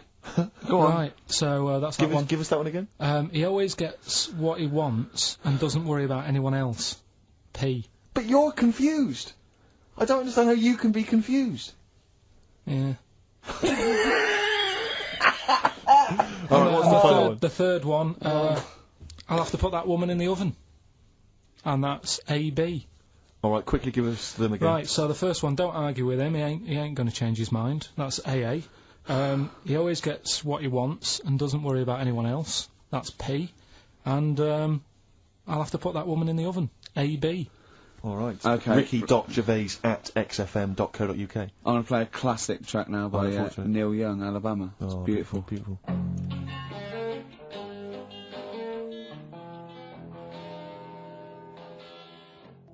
Neil Young, Alabama. Carl is still confused. He's waiting. He's biting his fingers, waiting for an email to tell him the answer to the clue he made up but can't get. I love that as an experiment. As a I mean, that would confuse psychologists, that you come up with something that you can't get. It's brilliant. Yeah, you came up with the question, you don't know the answer. And you expect them to, but you can't, and you made it up. Look at your face, like play some adverts. Alright, no, I don't know what you just Wow. We've not. Even Jonathan Ross couldn't save this show. No. It is the only A celebrity I know. Yeah, I'm that's all it. out of ideas. I thought we'd have a trivia game. That's rubbish because he can't read. Alright. Yeah, and that's what is it? So are we knocking the trivia game on the Yeah, Yeah. Let's have one final question. What's the answer? I don't know. I don't know. For the Pope one. I don't know. We couldn't even figure out the question, Carl. What's the stone? What's the stone? Hang on a minute. Just entertain yourselves at home while Carl looks for the question. Anthurst. Amethyst. Amethyst. Yeah. Amthurst. No, she was the first woman MP, I think you'll find. Amthurst. Ruby or Diamondo? So have you got maybe a final question, That's still Carl? one on it. Okay, do a decider and then we knock this on the head. Yeah. Go on in. What? Who? Have you not been practicing in all these? We've had ads, we've had music. Oh, where? What? Rick, I don't think we should call ITV later with this. Maybe he was talking about Jonathan's inquiry about sartorial elegance tonight. Where Yes. what? Yeah. Maybe he's just like summed up that conversation in What's just the two. most expensive? You'll like this. Peter the Great. You ever heard of Peter the Great? No. Okay, well anyway, Peter the Great had his wife's lover Oh. executed. You'll love this, Carl. Right, so his wife had a lover, he had him executed, and he put his head into a jar of alcohol, and his wife had to keep it in her bedroom.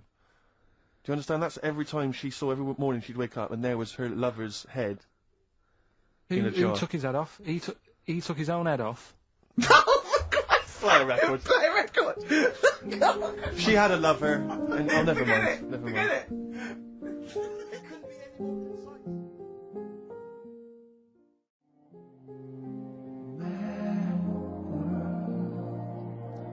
Mad World on XFM. We just had a text, Rick, from Andrew Barnes. He says he watched the same documentary, it would appear, as Carl did in the week. And he says here, just to clarify, the leech nose man got it up there when drinking from a muddy stream.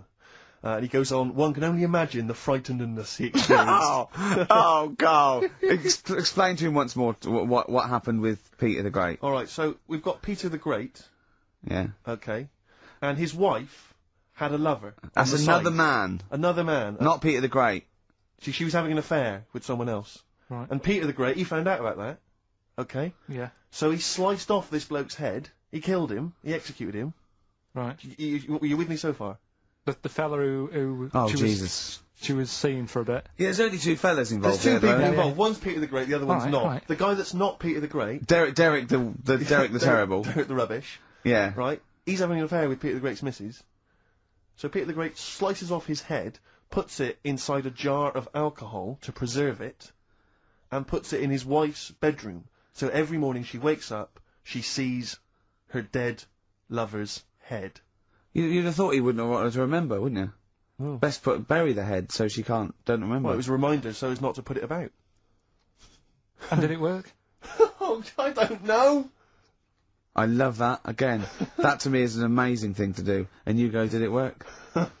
I mean, you've got quite an interesting mind, actually. I mean, you are, in some ways, really, really bright and intelligent. I love the way you think.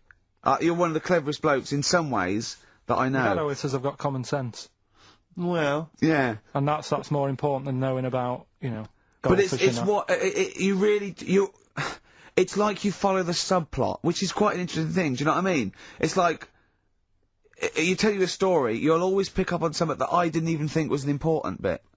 It's like you're always, you're looking out of the window all the time. So what's important about that head thing? What do you mean? The head in the jar. It's a grotesque thing to do. It shows ego, power, cruelty, and revenge. although I think it probably did work, because he is called Peter the Great. Yeah. So you'd assume he got it right. Yeah. I don't see how you can query that. That's the sort of facts you give us. You see now, you're on the other side of the fence, and you've got questions, just like we've always got questions. No, but in Carl's thing, it would have been, turns out, some weird happened, right, and he was still alive. Yeah. And so she was still having sex with body, and his head was watching. Yeah. And Peter the Great didn't even know. See how he's perked up? I understand what you're saying. Now, I've learned some other stuff, so I'll see if I can, educate you a bit before 3. But I want to know, I'll tell you what education I want. I want to know what sort of things I can buy this weekend. Butt plugs? No. Have you got any adverts? Oh, yeah. I've got another fact for you, Carl. Might be of interest to you, just the final one. the ancient Babylonians had few... What? Can I just stop you there? What's a Babylonian? My head's gonna burst! What do you mean, what's a Babylonian? I've never heard of one. No, but we'll think, work out, what's an Evertonian? Someone who supports Everton Well, or from? from Liverpool. Yeah, so what's a Babylonian? He's from Baba.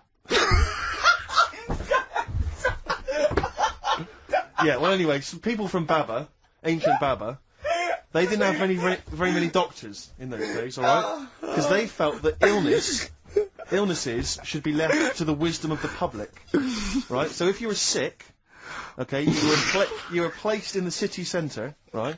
And then a passerby... Outside Baba. Outside Baba. And, a passerby who had suffered from the same ailment, or who had seen it treated in the past, they would pass by, they would give them advice on how to be cured. Do you understand? So there'd be no doctors, just people passing by would see, they'd say, what's wrong with you? And they'd say, well, blah, blah, blah, I've had the same thing, here's some advice. And pedestrians were forbidden to pass such an individual without inquiring about the complaint and prescribing for it if they knew how to. So hang on, so there's someone ill. Yeah. It's outside the town hall. Yeah. People walk past, go, what's up with you? They Yeah. go, oh, my foot hurts. And they go, you've got to do this to get rid of Yeah. that. Yeah. And were they ever right? Well, what do you mean? Were they ever right? Well, how do we know?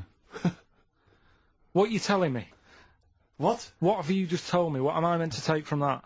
You just said strangers sort of say, you've got that wrong with you. I think he's sulking. I don't think he's ever going to take anything we tell him again because we don't. No, but I don't like the fact understand that he goes, monkeys can do armed robberies, and we go, no, they can't. I don't understand what the problem is. But how is that different from telling me that a Chinese woman ate dirt? How is that not the same sort of thing? Because that's weird. Someone sat in Trafalgar Square going, I've got a headache and I go take some Nurofen, isn't shocking. I'm not a doctor, I've given a bit of advice. But neither is the dirt lady. She's not particularly interesting. Neither of them are particularly interesting. I'm just trying to give you an example of the same sort of drivel you feed us every week. Would you sort of have tea round at her house? It's weird. The Chinese woman. Right, so it's weird. Okay, now we're getting somewhere. It's weirdness that you're interested in. See, I thought that you were actually interested in sort of interesting Well, sort of stuff. but if it's weird, it helps. Carl, any New York related pun song titles? New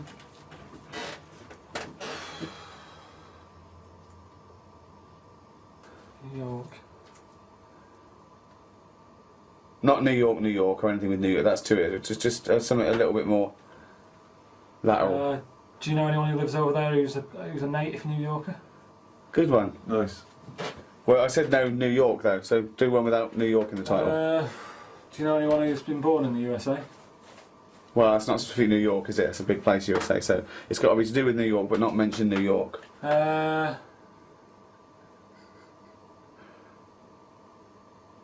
Well, so it's a... They're living in the city. Well, that's any city. That's any what you city. said. Yeah, but it's any city. It's got to be. It's exhausting. Well, think.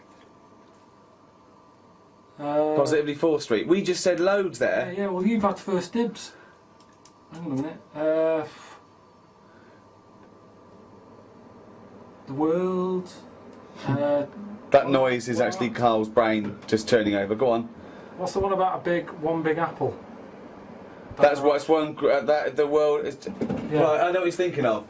The world's just a great big onion. Joe the taxi. Well, that could be anywhere. But a New York taxi. But no, but that's not the title of the song. If it was New York Taxi, it would be banned anyway, because it's got New York in the title. We had Big Yellow Taxi, that is New York, it doesn't mention New York, it's a Joni Mitchell song, it works.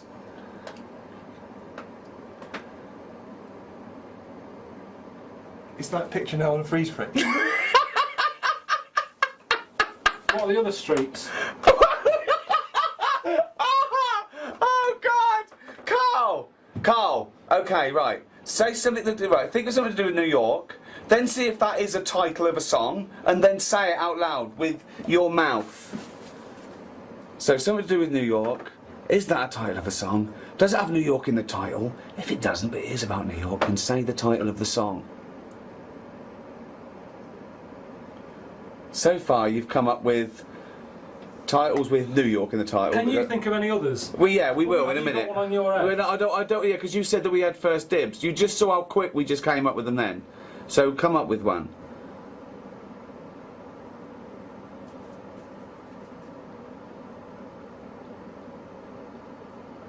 What's the name of the statue?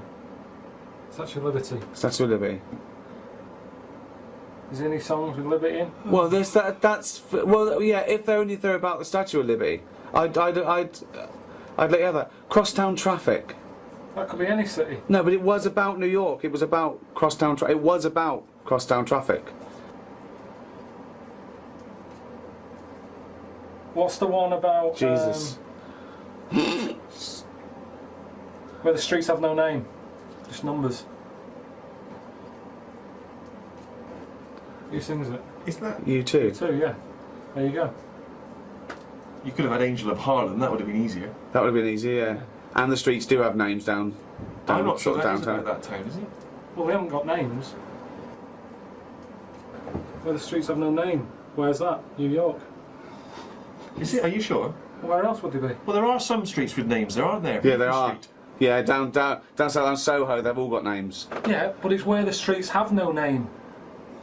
The streets in New York have no name. They're numbers. No, some of them have names. Where? Well, we New just York? named some. Bleecker Street.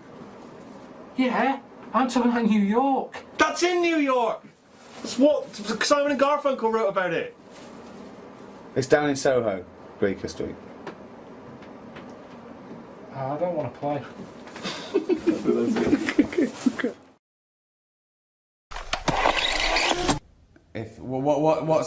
What's your pet hate? Just when there's shit somewhere. What? Oh, there's shit somewhere and you can't find it and it stinks. What? I hate that. Isn't that funny? I didn't get that. What do you mean? Just what have you thought? Faffing. Too much faffing. Like, is people always like, you can't do that? You have to phone 5 times. You have to put you on hold. People Oh, you just mean an annoyance. What did you think he meant? He said a pet hate. I thought, right, okay, yeah, I would have said faffing. What do you mean? What do you hate about having a pet? When there's shit behind the Okay, good night, everyone. Okay.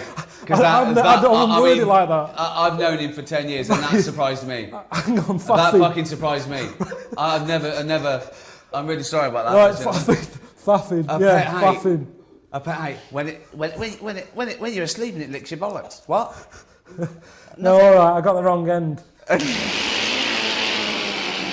Yeah, faffing, alright. Yeah. Yeah. Fuck me. That's great.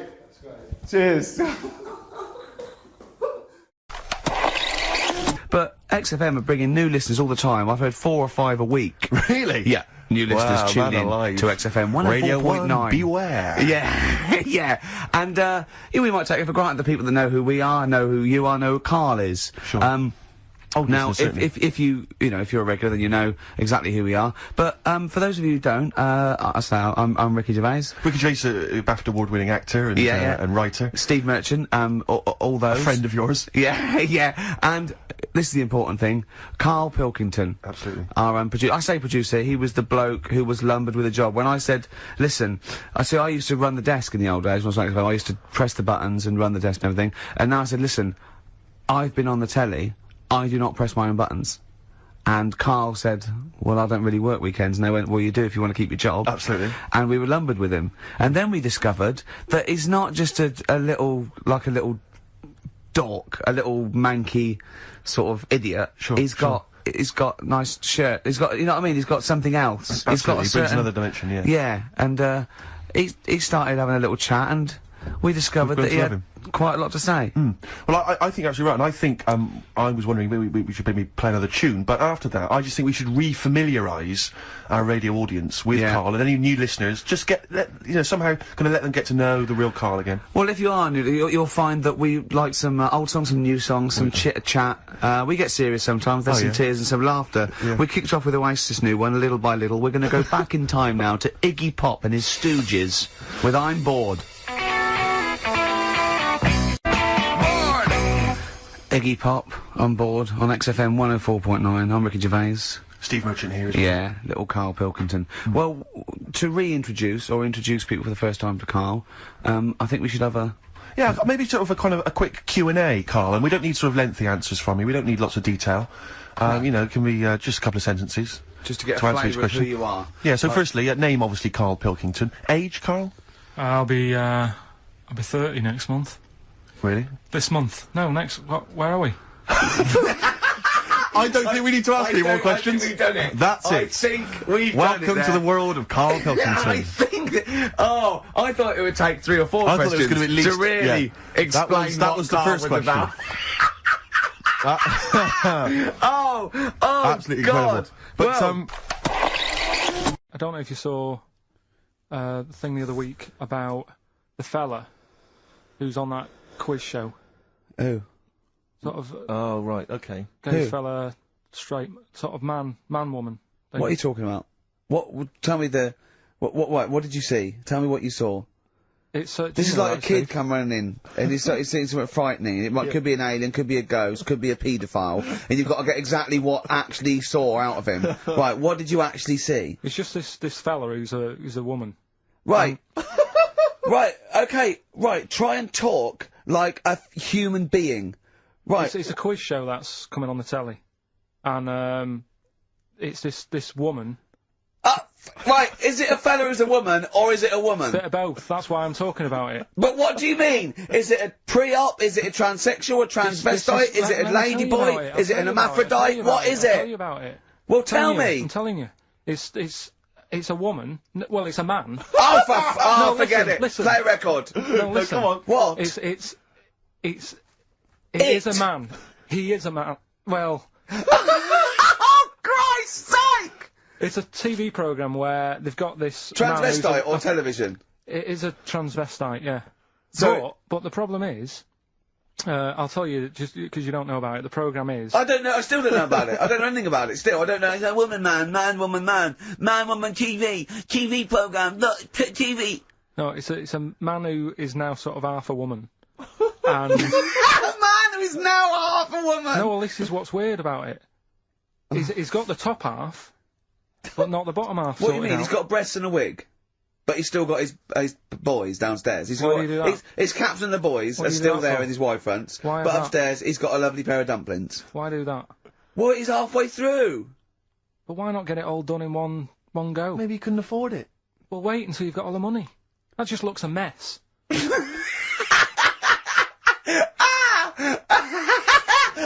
And who's he pleasing there?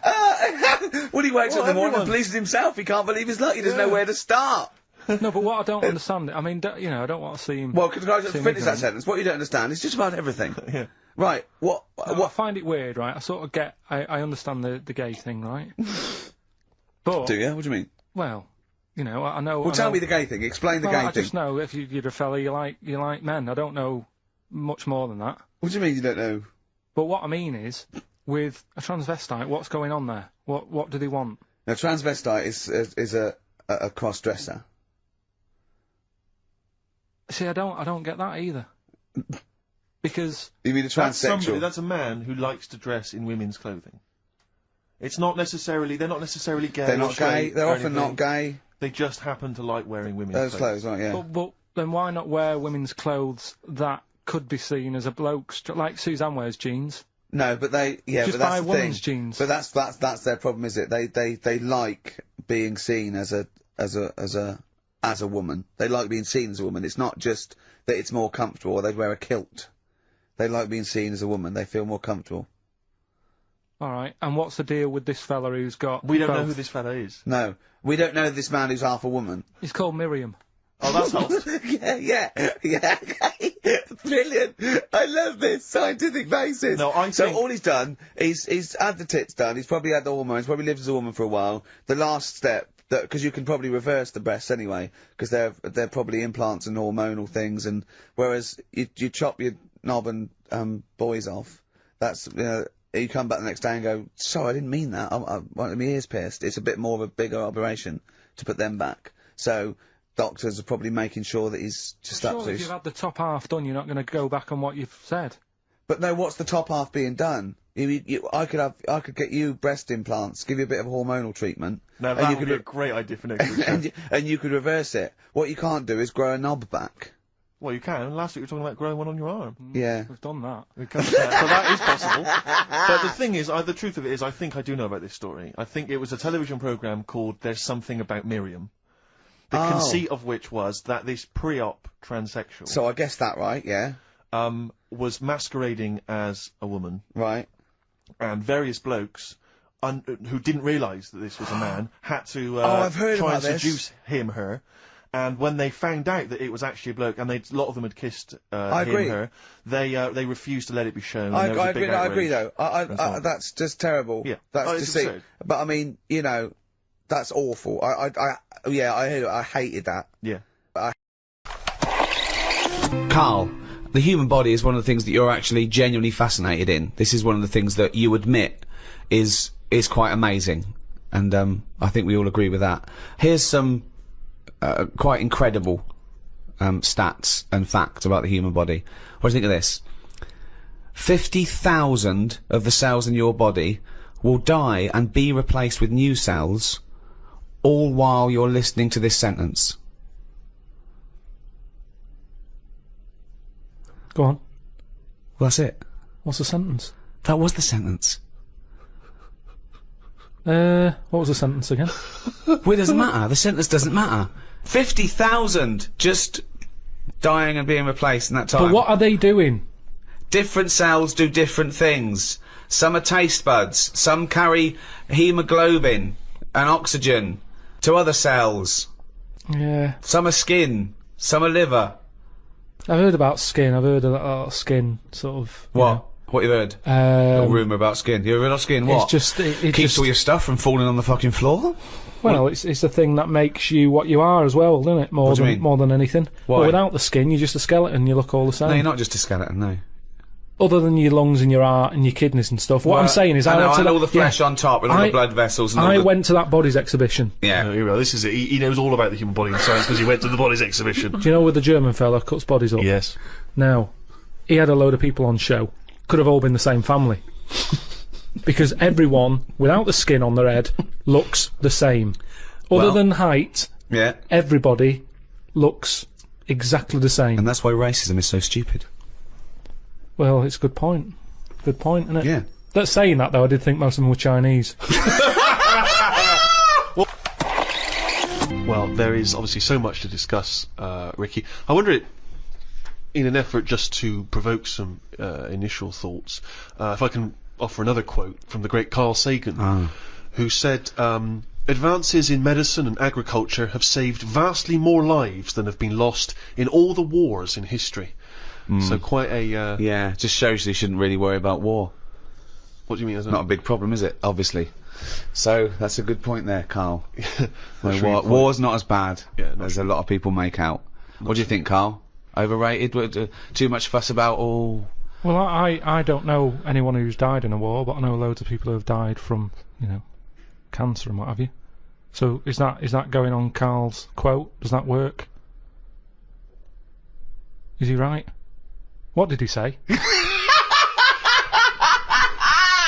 Good, well, we're off to a fascinating start.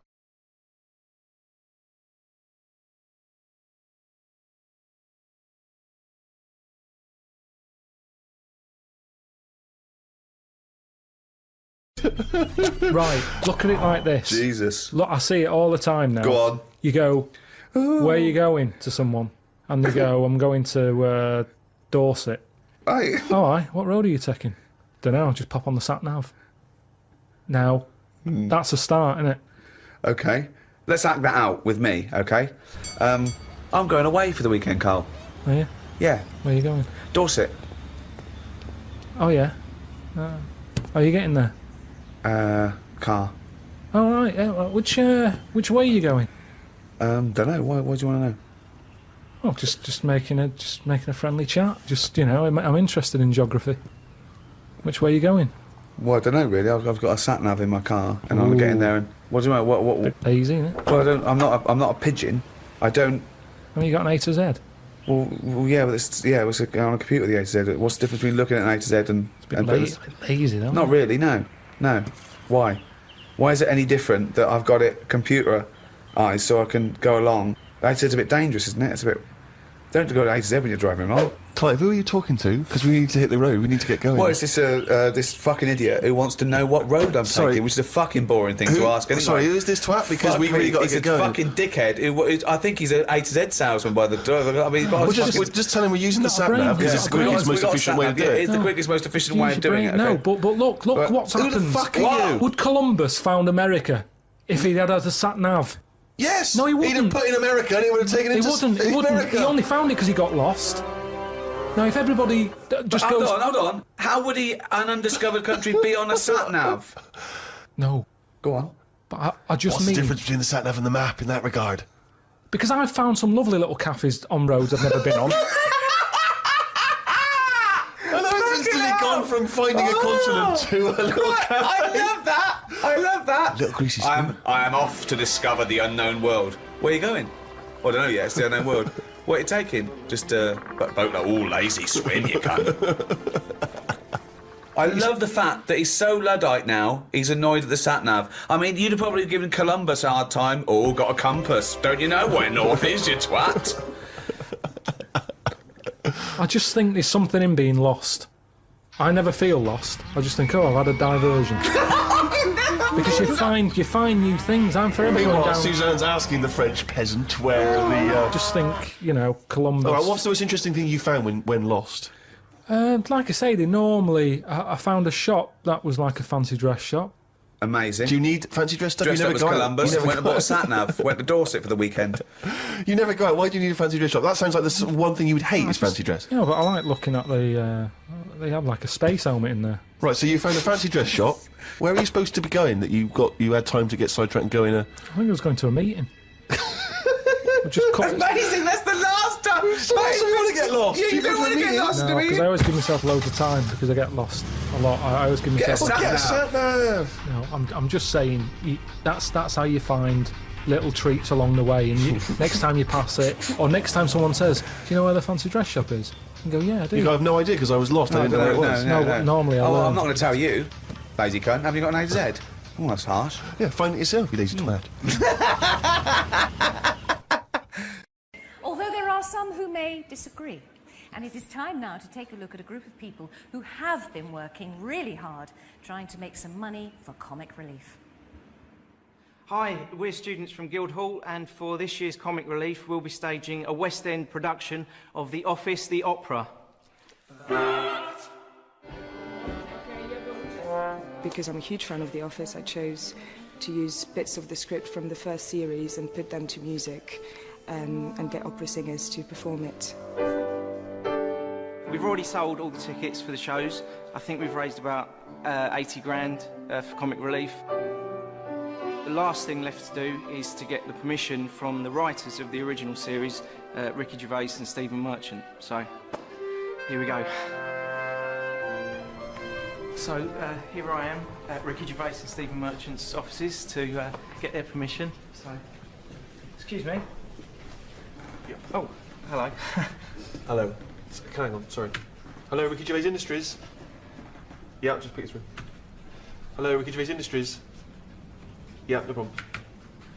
I don't have to wear that. You know what I mean? Yeah. It helps. I'm here about The Office, the opera. We spoke on the phone? Yes. Okay, no problem. What time is it? You should be awake by now.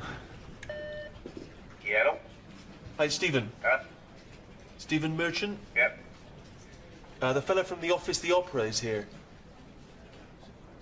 Shall I bring him through? Yeah. Yep. Okay. Right, let's get you in there. Okay. Exciting. Brilliant, yeah. Thrill for you, I imagine. Yeah, no, brilliant. I'll just say now, anything you see is confidential.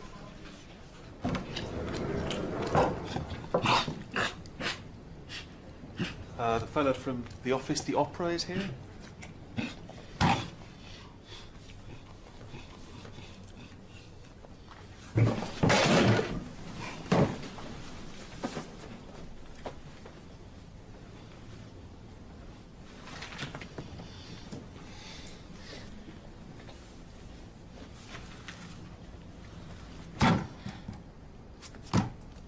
Shoot. Right, hi. Well, for Comic Relief this year, we've written a new opera based on The Office, and we're putting it into Ooh, that's going to cost you, baby. Sorry? Serious Bunts. Most successful British comedy of all time. Shown in over 90 countries, remade in 7. It's like a franchise. I'm like Ronald McDonald, but I ain't no clown. What money are we talking? Oh, well, we're not going to make any money. Ooh, you're a good businessman. Not. Well, no, no one will make any money except That's the a charity. good pitch. I don't even give my family money.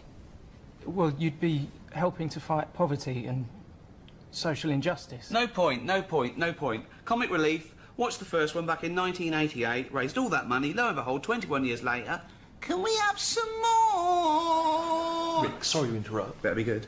Well, you know what happens, don't you, if you do a lot for charity? Yeah, your hair turns white like Richard Curtis, look at him. Little wretch. That's the gallery of all the people he knows not to put through on the phone. Pests. Every last one of them. Begging. He's the worst.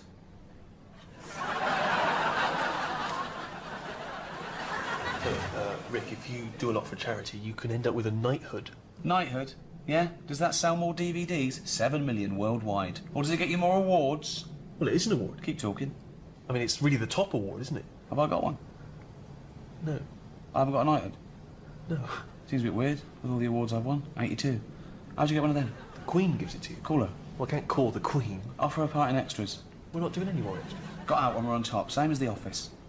Always worth doing something for Comic Relief, though, Rick, because, you know, allows you to show another side of yourself. How many sides of me do they want to see? At least one more would be good. I mean, I think you're a versatile actor. I am. I'm a huge fan. But what do you say to that small group of critics, tiny group of critics, who say you're not a great actor at all in any way because David Brent, for instance, is not a great creation because you basically are David Brent? What do you say to them? He sat back in his chair, pondering the aforementioned slanderers. To wit, vis-a-vis, am I or am I not, like my brilliant comic creation, David Brent, entering my self versus ongoing fictional personality dichotomy? I would say no, I'm not. So what? It's a brilliant argument, but I suppose what they would say is David Brent, he's from Slough, very near Reading, where you were actually born in real life, which means you sort of do the Reading accent. Brilliantly. And then remember Andy Millman in Extras? Yeah. He's from Wokingham, also in the Reading area. And Ghost Town, that film set in New York that you did? Weirdly, you play an Englishman who also appears to be from the Reading area. Yeah. Yeah, no one does the Reading accent like me, except everyone else in Reading, but... What if we go down and see the production, and if you like it, then you can give it your blessing, and off they go? So, they want to see another side of me, do they? Versatile actor. You seen the film Gladiator? Yeah. On my command, unleash hell. Did you just do that in the Reading accent? Yeah, I can do it in any film or TV series you give me. So, if I'm like David Brent, sue me.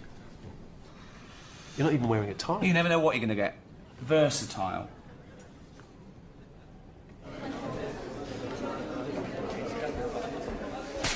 Silence! Please welcome Ricky Gervais.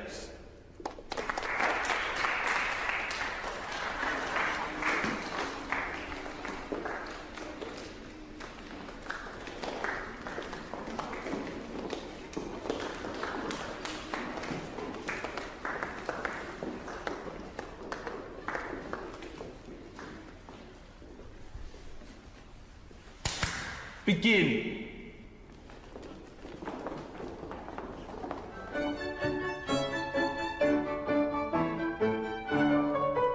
People say I'm the best boss they know. Oh, you're such a laugh. You get the best out of us. You're such a laugh. Such a laugh. Such a laugh. Gareth Keenan, assistant regional manager. Gareth Keenan, assistant regional manager. What is in there? It's my stapler.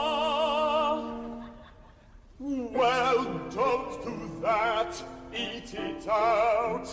There's people starving in the world, which I hate. It's such a waste. There's been a rape up there, there's been a rape up there. I got his attention, always get their attention. There's been a rape up there. There's been a rape up there. Son. Desist. Ricky Gervais wants to know, why are you singing everything? That wouldn't happen in an office. Oh, well, it's an opera, so that's kind of the point. Ricky Gervais wants to know, why is the person playing David Brent so fat? Padding. Ricky Gervais wants to know, why would you want to make him look fatter?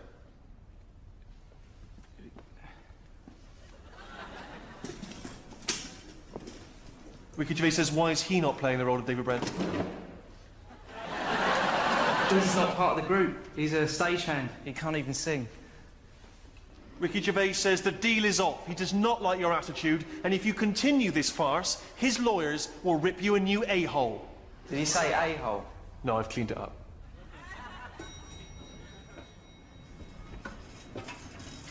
Hi. Well, due to technical difficulties, we won't be doing the office, the opera, anymore. But we have come up with a new idea which we think is even more exciting. We're working on a new musical based on the songs of one of Britain's best-loved bands, Westlife. So now I've just got to get Louis Walsh's permission. Come in.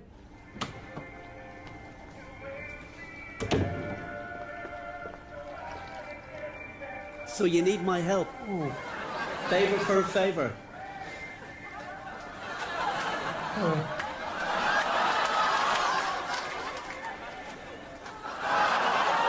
Fantastic physique. Yeah, but they're just paintings. Yeah, paintings of my fantastic physique.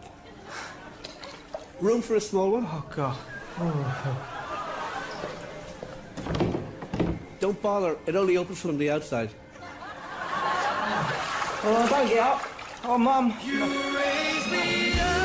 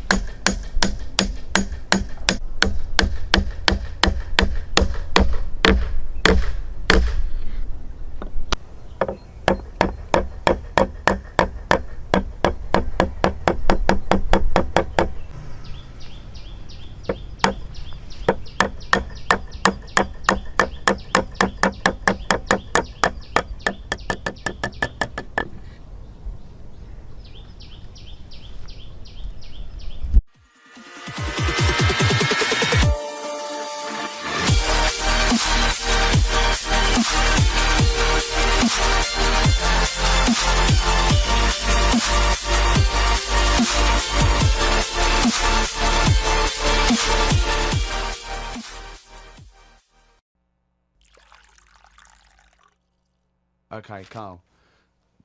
This is a logical conundrum. To a certain extent, there's a little bit of lateral thinking because, but there is only one right answer. Now, the pressure here isn't to get this right. The pressure is when I've told you the answer to then understand it. Because when I've explained this to people, I've laid out for them, they still can't quite get the concept. Okay, so there's 2 doors, Carl. Yeah. One leads to heaven, one leads to hell. Yeah. Okay, they're identical, you can't tell them apart. Okay, 50-50. Right. Obviously you want to go to heaven, I assume. Right, there's 2 guards, identical guards, guarding each door. Okay? Right. The one guarding hell always tells a lie. The one guarding heaven always tells the truth. You have to ask one question to find out which is which, and then go through the door you want. What question do you ask? I've only got one. Yeah. And what, one to both? No, one to either of them. You don't know which one's which, though. So what question do you ask? Why can't I ask, like, both of them one? Because it's Because not the rules are you can only ask one. There aren't actually 2 doors labelled heaven and hell, Carl. This is a leap of imagination here. And I've definitely got to answer. I've got to ask them a question. I can't just sort of have a feel of the door to see if there's any heat or anything. They're identical. You stand a few yards away. You cannot tell from the outside of these doors which is which. What question do you ask? I can't look through the keyhole or anything. There's no Get keyhole. anywhere near them. Let's imagine there's a small rope that prevents you from getting anywhere near, rather like outside a nightclub. Yeah. So they stood there. Yeah. They both look the same. They're both smiling. Yeah. But one of them's not really smiling. Really, he's trying to make me make a mistake, isn't he? Well, he's just going to lie when you ask him a question. If you ask him. So what's the point in asking a question? Do I know one of them's going to lie? Yeah. But would they be neighbours like this? Would they be that close? Why? I mean, we're not sure if these 2 guys get on. Okay, it's a logical. Well, I'll tell you the answer. No, I want to see if he can get it. He's almost there. No, he's not almost there. What am I thinking? No, hang on. Right, so you go up and you go. Hang on. Well, look. Let's imagine that. Let's imagine Ricky and I are those 2 guys. Okay. Right. But we have to. Well, me and Steve will decide which doors we're guarding. Okay. Right. I'm. Look away, Carl. Okay. Right. Then. So we've decided. Okay. One of us is guarding hell, and one of us is guarding heaven. Which question are you going to ask, and who are you going to ask it to? Right. I'll just say to you, Steve. I'll go. Got some post for God here. That's not a question. That's a statement. Right. You've got some post for God here. No, that's not a question. Yeah, but maybe the question's coming. You got some post for God here. Yeah. And it needs to be signed. It's not a question. Still not a question. No, let him finish. Is God in? Because I need him to sign to this post. Is he in? Well, I can answer that as well if you want. Go on. He's in. He's behind my door. Do you want to answer it? Well, yes. Do you want to get him? Just. Well, no, you've only got one question. So you're asking Steve, is God in? What's the answer? Yes. Ask me. Yes. Look, lads, I'm just trying to do a job here. What am I going to do with this? Well, give it to me and I'll give it to God because he's behind my door. Steve? Yeah, give it to me and I'll take it into God because he's behind my door. You're an idiot. Let me tell you the answer. I'm guarding hell, by the way. I'm the devil. Steve's God, okay? So you ask me what Steve would say if you asked him what door he was guarding, and I'm going to lie. I know he'd say heaven because he'd tell the truth, but I'm lying, so he'd say hell. So the question is, if I was to ask the other one what door he was guarding, what would he say? And whatever the person answers is the door they're guarding. Steve, what door are you looking after? Well, heaven. Yeah. Why should I believe you? Because you don't know. No, that doesn't work. Because you asked me the same, and I'd say heaven as well. Right. So who do I believe? This is where you use your gut feeling, though, isn't it? This is what life's. Well, as opposed to the pure logic that Ricky's just used. I just think because there's a lot of questions in life where you don't know the answer, and you go, "Do you know what? I don't like the look of him." So. They're identical. Yeah, but they're still identical twins. You always get a little snidey one. It was recently announced that the lifespan of the 3DS is coming to an end. You'll no longer be able to make purchases on the 3DS eShop by March of 2023, and the closeout's coming in waves starting in May.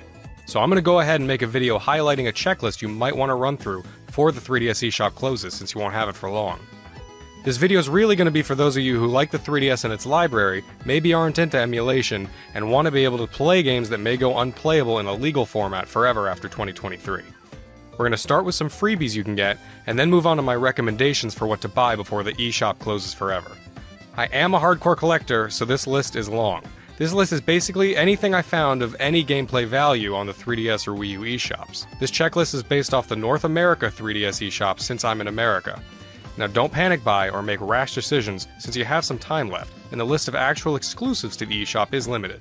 And another thing, do you have a My Nintendo account and a Nintendo Switch? Most non-DLC purchases on the eShop can get you gold points on your My Nintendo account to spend on the Switch eShop, but only if they're properly linked.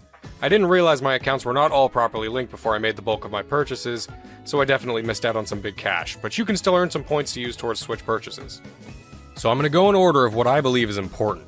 Even if you don't have a huge budget for gaming, there are plenty of freebies you can get as long as you have a 3DS, a memory card, and an internet connection.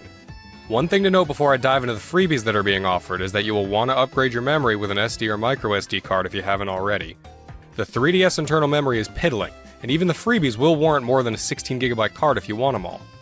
While some sources give the official supported maximum as a 64GB card, you can actually use a 128GB card like I do, as long as you format it first. If you really want to experience the 3DS's digital library the intended way, or are a big game collector, I suggest investing in a decent sized card. One other thing to note is, while you can get SD cards to raise overall storage, DSiWare is limited to only being executable from your completely limited system memory. You can still back up the game's files to an SD card so you'll never lose them even when offline, but it basically boils down to only having a set number of DSi games playable at a given time without swapping them out in SD storage, thereby losing their save file. This really hurts RPGs and high-score based games, but there's not much you can do without homebrew or jailbreaking, and you can still technically play any DSi game at any given time, you'll just lose save data when you swap them back and forth between memories. I broke the list of freebies down into categories: single player, multiplayer, either, tools, trailers, and themes, and we're going to tackle single player games first. If you like Pokemon, you're in luck. There are 6 Pokemon freebies, and I'll start with my favorite, Pokemon Shuffle. While this one, Picross, and Rumble World are free to play with in-app purchases, they really are playable for free, which is what we're going to have to deal with once payments go offline. This is especially so for Pokemon Shuffle, which I've been playing since it came out many years ago. I can't remember ever spending money on it, and there are numerous guides to catching and training top-tier competitive teams floating around. I do say competitive in quotes since the competitions are for high scores, but you'll also want guides for the single-player content. Especially for puzzle lovers, I recommend this one. Despite being another puzzle game, Pokemon Picross is a different story. While both have their similar elements of waiting to play unless you pay, Picross is a little less exciting and has less overall content than Shuffle in my opinion. I do like Picross, and I do like this game overall, but I'd say Shuffle is more of a priority if you're struggling with block space. Still, it's free, and you can get the same feel of catching Pokemon that you get from other games, to a smaller degree of course. Now if you want more action-oriented gameplay as well as that catching and collecting kind of feeling, Pokemon Rumble World's a great free-to-play game which features actual Pokemon battles in real time. This one has good content even for free. Do be sure to check out Rumble U on the Wii U, which is exclusive to its eShop and uses these proto-amiibo figures. That brings us to the Pokemon Special Demos: Detective Pikachu, Omega Ruby and Alpha Sapphire, and Sun and Moon. I never played Detective Pikachu, but there is a special free demo version of it on the eShop that takes you through some of the basic gameplay you can expect in the game. Unlike other demos, the demos I'm listing here can be used infinitely with no restrictions like the non-special demos with limited times to use them. Maybe you only get a little content out of this detective demo, but you can always revisit it later, a special property among these 3DS demos. Likewise, there are 2 semi-legitimate Pokemon experiences in special demo form: the Omega Ruby Alpha Sapphire demo and the Sun and Moon demo, which similarly have you playing some small missions in their regions and enact real Pokemon battles. You can gain experience, and you can even send special Pokemon or other gifts to the full game version. Nothing spectacular of course, but an unlimited use demo that lets you experience Pokemon and can interact with their full counterparts is worth downloading if you can stomach their high storage usage. That's it for the Pokemon content among the freebies, but they're all worth trying out, at least since they won't be obtainable after March 2023 if you haven't downloaded them once before. I'll briefly go into the other single-player special demos now. The Puzzle Dragons plus Mario Bros. Demo version is another puzzler with some RPG elements. I never bought the full game, but this one is more free and limited use puzzle gameplay for those wanting a free way to spend their time. If you liked the RPG entries listed so far, then you should try the Bravely Second demo and the Monster Hunter Stories demo for a good amount of content in a fantasy RPG setting. I believe the Monster Hunter demo can transfer progress over to the full version as well in case you get hooked. WarioWare is especially fun for small bites of time, which makes the WarioWare Gold special demo entertaining for much longer. That's it for the single-player demos, but there's more single-player free content in the next few apps. Now we're going to talk about Stretchmo and Rusty's Real Deal Baseball. Both of these games have one thing in common, which is that they come with a little playable demo, again unlimited use, but encourage purchasing gameplay packs in different ways. For Stretchmo, you can purchase a few different worlds, each with puzzles to overcome. Stretchmo and the rest of the games in the series are all entertaining and adorable puzzlers, so I paid for all the worlds. If you don't get hooked on the free demo it offers, then maybe delete it to make some space. Similarly, Rusty offers a baseball demo, but you can buy other baseball-oriented games and even get items while playing to try and haggle with them on real money prices. The baseball demo's cute for a moment, but if you like the gameplay, definitely buy Cage Match for challenging hits, Volley Bats for local multiplayer action on a single DS, and Batmaster for crafting custom bats to use in the other games. One of the best things you can download for free is the Nintendo Badge Arcade. I swear this thing is rigged, but it still offers free plays every day to try and obtain special decorations you can use on your home screen, making a house a home. You can definitely obtain most badges with the free plays it gives you, as long as you have more skill than I seem to. Regardless, the ability to decorate your 3DS home screen for free is a must-have, even if this monster takes up so much space, even more than it says up front, kinda like hidden fees when you're buying a car. Another must-have in my opinion is the RPG Maker player. If you have RPG Maker FES, you can make your own RPG games for the 3DS and upload them online. But who cares, since you can download this for free and play all those uploaded games. Are they all good? No. But there are some good ones, and you can filter by rating and popularity and get some free RPGs to spend way more time on than the aforementioned demos. If you enjoy RPGs, or even visual novels and puzzle adventures, you gotta get this one and stockpile up to 16 free games. Now, if you have a new Nintendo 3DS XL, you can use Amiibo, or you can use this adapter if you have a different model. If you can use Amiibo and own at least one Amiibo, then you should download Mini Mario and Friends Amiibo Challenge, another puzzler in the Mario vs. Donkey Kong series that uses Amiibos to unlock levels. If you scan compatible Amiibos, you can get great content out of this one. This one's also available on Wii U, so if you want to save space on your 3DS, you can just get it on Wii U instead. And if all that appeals to you, then also check out Amiibo Tap on the Wii U as well for similar content. Lastly on the strictly single-player list is Miitopia Casting Call, which is less of a game and more of a little interactive comedy demo. Funny and worth having if you have oodles of space on your card, but definitely not a priority for regular gamers. Alright, now for those of you who care about multiplayer or may own multiple 3DSs, these games are focused on multiplayer and use local multiplayer so they can be used indefinitely and offline. First up is the Zelda Triforce Heroes Special Demo. Now this one only has one playable level in this demo version, but if you have friends with 3DSs, it's fun to mess around as 3 links for a while. However, the priority member of this smaller list is Metroid Prime Blast Ball, which feels more like a full game, since it's more of its own game meant to spread the word about Federation Force. This can be played 3v3, or you can have bots fill in if you and only one friend are playing. Think of a smaller and somewhat clunkier Rocket League, with mechs firing energy beams at the ball to make goals or destroy opponents. You can even unlock skins. Worth having if you have a friend with a 3DS, since this kind of gameplay has replay appeal. This next one is a little less important but still pretty valid. Mario Party Star Rush is an underrated Mario Party game, and if a friend has one copy, you can use this app to join in a multiplayer game. Useful if you and a sibling have only one copy between you so that you can still play as long as you both have 3DSs. It also comes with one minigame you can play right out the gate for practice, and you can actually level up your profile and transfer that save data over if you do get the full game. Now for the list I call Either, which contains games I felt could be played alone or with friends in meaningful ways. I'll start with Monster Hunter 4 and Monster Hunter Generations, which have a few levels each you can adventure and fight monsters in, either alone or with friends. They each have much more content than the Zelda experience, since that was focused on a limited time online service and supports 4 players instead of just 3. Another free-to-play game with in-app purchases is Team Kirby Clash Deluxe, which has fighting gameplay from the Kirby Clash title mixed with some light RPG elements, and multiplayer mode for cooperative missions.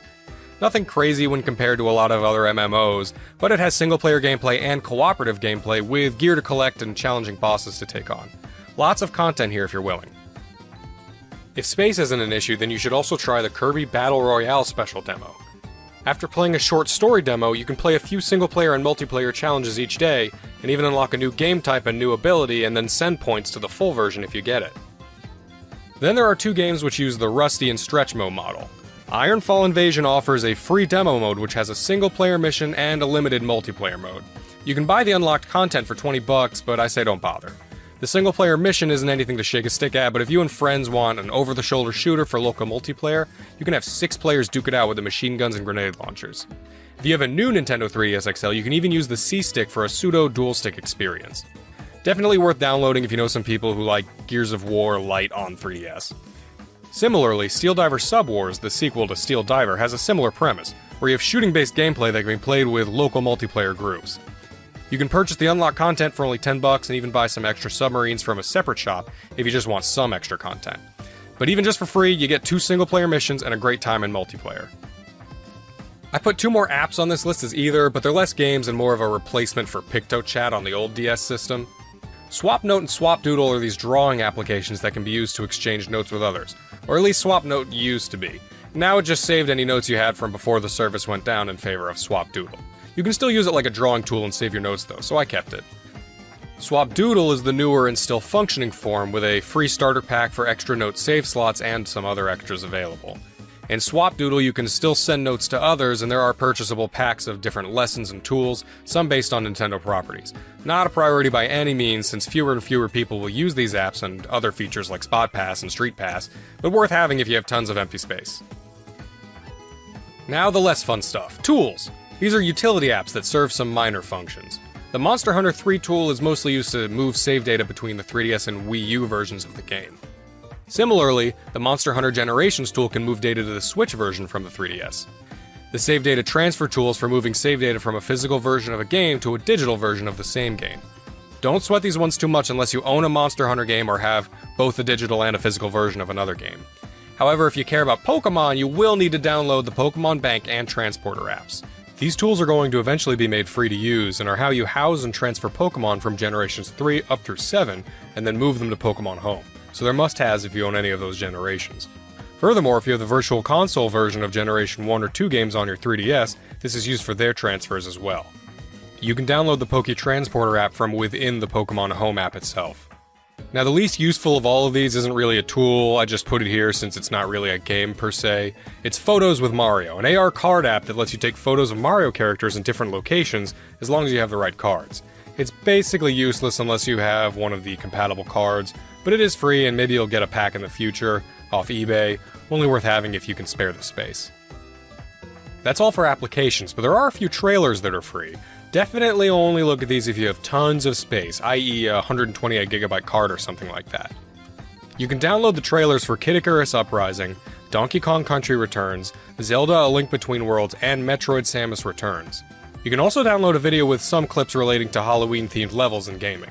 These are just videos, but cool and/or cute things to look back on, especially since some of the footage shows previous builds of the game with different graphics. Not a priority by any means, but I like preserving these things for some reason. And finally, for the freebies are the themes. There are several 3DS themes that you can still get for free, most of them listed in a free section in the theme shop. However, I found one bundle of themes that was free but listed instead in the game-specific section, the Gurumin themes. I'll touch on Gurumin later, but it's an adorable game and the themes appear to be free for everyone. I thought at first it was because I had Gurumin 3D purchased, but I do have some spare 3DSs with different accounts on them and it was free on each of them too, so you should check it out. The other free themes are neat too, more interesting than basic colors in my opinion. And while you're here, buy any other themes you would want to since it won't be possible down the road. I want to mention one more thing before I go into my recommended picks for the eShop. These are not immediately going away, but for those of you who have the space, you should consider downloading updates to popular games that you may get down the line, or games that you have now. These can be found by filtering the search and putting the max price at 0. Some of these updates improve stability or fix glitches, and one day they may go away. But no pressure since they're not in any immediate danger. Just something to think about. Oh, and I wanted to mention 2 other little free things that you can get if you haven't already. In the Street Pass Me Plaza, you can get one of 2 free games, a stock market game and a slot car racing game, but I assume most of you have already as long as you've been using the Street Pass Me Plaza. And another freebie you can get as long as you have a My Nintendo account, Flipnote Studio 3D, which is a successor to the Flipnote Studio on DSi. Okay, now for a rapid fire of the games that I want to recommend. I'm just going to give brief descriptions or even just put up a second of gameplay so that you can know whether or not you want to look into that particular game. Let's start with the list I'm going to call priority games in no particular order. And I have purchased most of, if not all of the following titles on some system. This is just how I spend my paycheck. Not all games I list will technically be eShop exclusives, but many of the games on this list will either be difficult or impossible to legally play otherwise, especially the DSiWare titles. First off is Photo Dojo. Do you like fighting games or beat 'em ups? This is either with local multiplayer off of one DS, and you can be the fighter. While not a very deep game, it is a really fun one I've been playing since I was younger. Next is Game & Watch Donkey Kong Jr. Actually, the whole library of Game & Watch is recommended, but if you have to pick just one, I like Donkey Kong Jr. the best. Dragon Quest Wars. Fans of strategy games need this one. It's got local multiplayer on a single DS, and features adorable Dragon Quest characters and a decently smart AI. Soul of Darkness is a pretty well-made Castlevania clone that utilizes camera functions and actually made a younger, edgier me cry with its ending. If you like Castlevania, you could do worse. Pokemon Battle Troze is for puzzle fans who wanted more than Pokemon Shuffle, and perhaps like the original Troze game. This one does have Nintendo polish. If you like the camera functionality of Face Raiders, Pokemon Dream Radar is a fun way to scratch that itch and give rewards to the Gen 5 games at the same time. I always champion side games that interact with the main series. I'm going to go ahead and recommend the entire Level 5 eShop exclusive lineup, but the best are definitely Crimson Shroud, Attack of the Friday Monsters, and Liberation Maiden, as I'm sure you've seen in the other eShop videos. There's a reason these are on everyone's lists. Pocket Card Jockey is also on everyone's list for the eShop grabs. This game has the Game Freak touch for sure. If you're a retro fan, you'll be looking at the Virtual Console games, and you should. While not really exclusive to the 3DS, they may be easier for you to play here. That goes doubly for the Mysterious Murasame Castle, which is a Japan-only title. This is pretty much the only way a Westerner can play this game without emulation, and is very good for an early Famicom game. Similarly, check out Earthbound Beginnings, which was a Famicom game released with an English patch here on the Wii U. Also on Wii U is Kuru Kuru Kururin, a game that never came to the US when it was on GBA, but now it's here on Wii U, and it's a great mix of puzzle, time attack, and physics. Also check out Sin and Punishment on Wii U, since that's another game the US didn't get, and instead we only got its sequel on Wii. I always thought this next one was related somehow to Murasame, but it's just another Nintendo samurai game. Sakura Samurai is a very artful game that makes really good use of the 3D effect.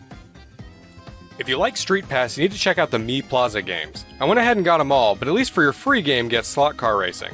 I would also recommend Me Force and Monster Man are the most from the others, though I do think they all offer a fun experience with interactions from other players if you can get a Street Pass. Also take a look at the premium paid update for Street Pass Plaza, which adds a few small features. The next one you might skip since there are other games in the series with very similar gameplay, but I do adore the Yumi series, especially Yumi's Odd Odyssey, a puzzle platformer on 3DS. Maybe skip it if you have its sequel on Switch. This DSiWare exclusive is a mix of stealth and puzzle gameplay, a clever game called SKP Go. I've been playing this one since I was younger, and it has a little storyline about an amnesiac who's pursued by assailants, and challenging gameplay along with it. Another one I grew up with, Elemental Masters, is one of those TCG role-playing games set in a fantasy world. Kinda similar to Puzzle Quest in the setup, but the gameplay is more like a side card game from a regular RPG, like the one in Final Fantasy VIII, or the Digimon TCG in Digimon World 3 or Pazaak. I'm currently having a lot of fun playing Chibi Robo Photo Finder. Now, I never had or played the original Chibi Robo, but I did play Park Patrol on DS and thought it was fun, and this one scratches that similar itch. Consider getting Inazuma 11, a soccer RPG game that does not get many releases in the US, though if you're in the JP or PAL regions, there were many released in the series. I love when RPG elements and stories get mixed with non-traditional setups like sports or random careers. Take a look at the other members of the Pushmo series, like Pushmo and Crashmo, if you like Stretchmo enough to buy the level packs, that is. Also check out Pushmo World on Wii U, I'm addicted to them all right now. Also, if you do care about Pokemon, then grab the Game Boy and Game Boy Color Virtual Console versions, since they have connectivity with the other games, as I mentioned before. Long story short, this is the only legit way to transfer Gen 1 and Gen 2 originating Pokemon up to the new games. It's also one of the only legit ways to shiny hunt Celebi, since Crystal comes with the special Celebi event preloaded. If you like the BlazBlue series, consider the DSiWare game BlazBlue or the 3DS game BlazBlue Clone Phantasma. Neither's amazing, but still decent side games for lovers of the BlazBlue story or already own a game like X-Blaze Code Embryo on PS3 for the story. And go ahead and look at Pro Jumper and Radio Hammer while you're on the Arxis and Axis pages in the eShop. Birds and Beans and Paper Airplane Chase are WarioWare micro games for sure, emphasis on micro, but both have addicting high score-based gameplay. Birds and Beans has an unlockable second mode, and Airplane Chase has single DS multiplayer mode. A similar title, Spotto has simple gameplay, but physics-based games are always a treat. If you own or care about Smash Bros. On Wii U, you can get this cheap app to use your 3DS as a controller for the Wii U version. Touch Battle Tank Tag Combat and Tank Troopers are the two better tank-based games I've found, though Tanks vs. Ants looks decent. If you only get one, I recommend Tank Troopers, since Touch Battle Tank Tag Combat, that is a mouthful, needs a second copy to play multiplayer, while Tank Troopers can use download play. 80s Overdrive is a classic retro racer that reminds me of Victory Run or Final Lap Twin, and you guys know I love Final Lap Twin. It does lack an open world to explore like Final Lap Twin, but the racing feels nice and the upgrade system helps with that RPG feel. Another similar title is Gotcha Racing, which has a similar mechanic, but a vastly different, cutesier art style. Take your pick, they're both fun to play. There are 3 Kirby games that are kind of leaving with the eShop. Kirby Fighters Deluxe, DDD's Drum Dash Deluxe, and Kirby's Blowout Blast. All this alliteration. These are expansions upon minigames from the mainline titles, and are all fun. I do like the multiplayer fighting aspect of Fighters Deluxe, but the gameplay gets reused in the free-to-play Team Kirby Clash as mentioned before. Blowout Blast is a well-made 3D platforming action game, and DDD's Drum Dash is a rhythm game that somehow reminds me of some of the bonus stages in Klonoa on GBA. All are worth getting in my opinion since they have that Nintendo polish. This is the part of the video where I realized it was going to take way too long to capture all of the 3DS footage manually like I've been doing, and I wasn't experienced enough to edit it all together and keystone it correctly. So from here on out, we're mostly going to be looking at the 3DS eShop listings and other very small clips, and I might have to cut some things down. But we're going to get all the names out there of the games that I think are important. Another rhythm platformer everyone's talking about is Harmonite, which I personally think may be a little overhyped, but I still think it's a great game, and it's a shame it's going away. Take a look at Maestro Green Grove as well if you have the system storage to spare. There are a lot of good shoot-'em-ups that will be going away. Karis, the Beast of Re-Eden is not an amazing game, but is based on a Japan-only shoot-'em-up that we didn't get here, and I love it when games get this import treatment years later. Another game to get a similar import was Rekka, which is an astoundingly hard and fast-paced game. The Turvy Strike Back is a unique game in which you turn the DS upside down to play, and has single DS multiplayer mode. Can you tell yet that I love single DS multiplayer mode as a feature? I really liked Advance Wars back in the day too. Galaxy Saver is another well-made shoot-'em-up which does have local wireless play, though 2 copies are needed. Still, single player is worth its price tag. Nano Assault DX is another one I've had for a while and gives a unique spin on the genre and has good 3DS effects, for those who actually care. Also check out the litany of shoot-'em-ups under the GG label. Search for the publisher Good Vision Corporation, as most are well made. They're pretty cheap, though they lack all the extras, modes, and pizzazz of some other titles. Still, cheap and fun for most games under this label, and they're not just shoot-'em-ups. Also take a look at Kokuga, Chain Blaster, and Steel Empire. And while not really a shoot-'em-up, Affordable Space Adventures on the Wii U is a great game with co-op gameplay, flying a ship around dangerous space. Though you can get this next action-adventure title on other systems like the PSP, the 3DS version of Gurumin 3D does have a unique feature in the 3D visuals, something which can be said of any game ported here, but Gurumin is also a terrific and cheap game which often goes on sale. Fans of puzzle and adventure visual novels should try out the Parascientific Escape series and Cold Case Investigations Distant Memories. I loved 999 on DS, and these help scratch that itch when I'm on the go. For golf lovers, especially those who like golf games with mild RPG elements like I do, look at Fun Fun Mini Golf Touch, as it's cheap and has plenty of unlockable options and upgrades. Also look at Let's Golf 3D and True Swing Golf Express for similar features. Here's an odd one, I don't know how to classify this. Alien on the Run is kind of an action game that has a weird but comical premise with fun gameplay and a pretty cheap cost. I'd be remiss if I didn't mention the Mario vs. Donkey Kong games we're losing. I loved the original Mario vs. Donkey Kong on GBA as a kid, and also played a bunch of Donkey Kong 94. Minis March Again features a Lemming-style gameplay and has a level editor adding replay value. Minis on the Move brings the series into a 3D space and has unlockables as well as over 200 stages. Tipping Stars is slightly expensive for this list at $20, but you get a Wii U copy as well. The aforementioned Amiibo challenge is part of this series, but like I said, it's free as long as you have an Amiibo that works with it already. One thing to note about Tipping Stars is, unless they patch it before the shop goes down, you can't actually unlock everything in the game. There was an unlock feature in there based on the Miiverse, which is now offline, so you have to pick what you buy in the shop. Kinda sucks, but maybe they'll fix it. Either way, it's still worth grabbing for the single-player content. Now, if you're a fan of puzzle games and Dr. Mario, take a look at Dr. Mario Express for a cheap way to play the original game, or snag Dr. Mario Miracle Cure for extra gameplay modes. And then also check out Dr. Luigi on the Wii U. I never got into this series until now, but the mix of action and tower defense in the Dylan series is interesting. The third game is quite expensive at $40, but is probably the best of the three. Still, they're all good and gonna be gone forever until further notice. Die-hard fans of the WarioWare series should get WarioWare Snapped. This one uses the camera as its sole control scheme, like the Kinect, to mix results. Even though it's short and maybe a tad off kilter, it's truly got the spirit of WarioWare, and like the other titles, even messing up on it's funny. Similarly, Face Pilot is like Pilot Wings, but with your face as the controls, and probably controls better than the Kinect. Alright, so now I'm going to go into a long list of RPGs. Action RPGs, traditional JRPGs, and everything in between, since there are so many on the eShop, and I just can't stop buying them for some reason. Many of these go on sale frequently, and I'm a sucker for RPGs and would recommend any of these really. Naturally, you're liable to pick one or two from the list, and you can't go wrong. Okay.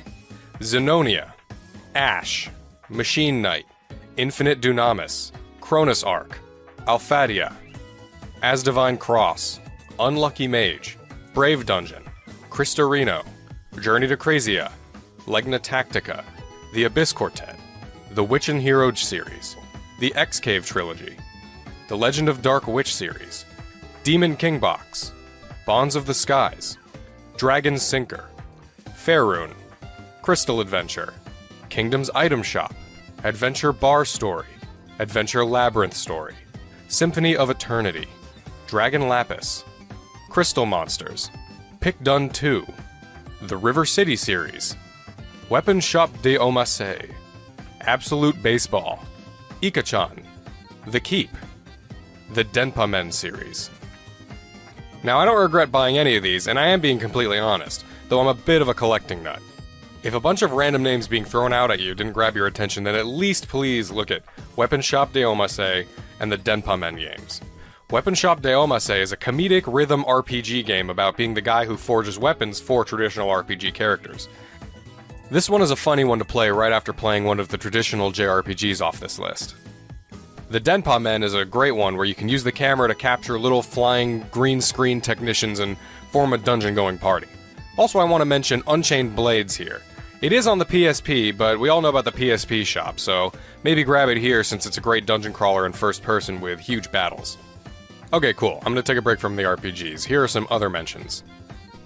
Xscape is a sequel to a Japan-only shooter which pushed graphical limits back in the day on the Game Boy. This one isn't pushing any limits now, but it reminds me a lot of Red Alarm on the Virtual Boy in like a good way, so you should check it out if you like those. It's also very Star Foxy. Sky Piece is a game about boarding in the sky and getting high scores. It's pretty addicting. Super Strike Beach Volleyball is a cute little volleyball game, and I know that doesn't sound mega interesting, but I swear, I love these simple little games as a break in between serious games. The Queen TV Game 2 is a really indescribable game, and with profanity, but for some reason it was only 2 cents, so yeah, I bought it, and you can too, for 2 cents. It's basically free. There are some Ace Attorney games that are only on the eShop and on mobile, so unless you want to play those on your phone or wait for the remaster, then get it here. Lionel City Builder 3D is another relaxing game, and it's about trains. Enough said. Pirate Pop Plus is a simple game that reminds me of old LCD games like the Tiger Electronics games. It's cute, and I think the pirate is the same guy from Runbow, but I could be wrong about that. Conveni Dream and Gourmet Dream are also simple, relaxing, little cute shop management games, and they're always fun to have on the go. Resident Evil The Mercenaries 3D is not really exclusive here, but the only other versions of the game I could find were the iOS versions, which only work on the older iPods anyway. I did buy it on my old iPod back in the day, and it is a fun one. So yeah, it may as well be exclusive to the eShop, and this version does have 3D capabilities anyway. Not so many shooters on 3DS, but if Ironfall's demo was enough for you, then you're probably fine without it. The Electroplankton series is a weird one, but they're exclusive here and all pretty cheap. At least get Hannenbau since they made this one into a Smash Bros. Stage. The Mighty series has a couple games exclusive here, like Mighty Milky Way and Mighty Flip Champs. All of them are quality platformers.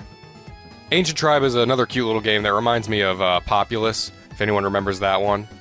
Amiibo Battle is a different vibe, but also checks off the RTS-style gameplay. Moki Moki is a simple party game, but also has download play, so that makes it worth it to me and my extra DSs.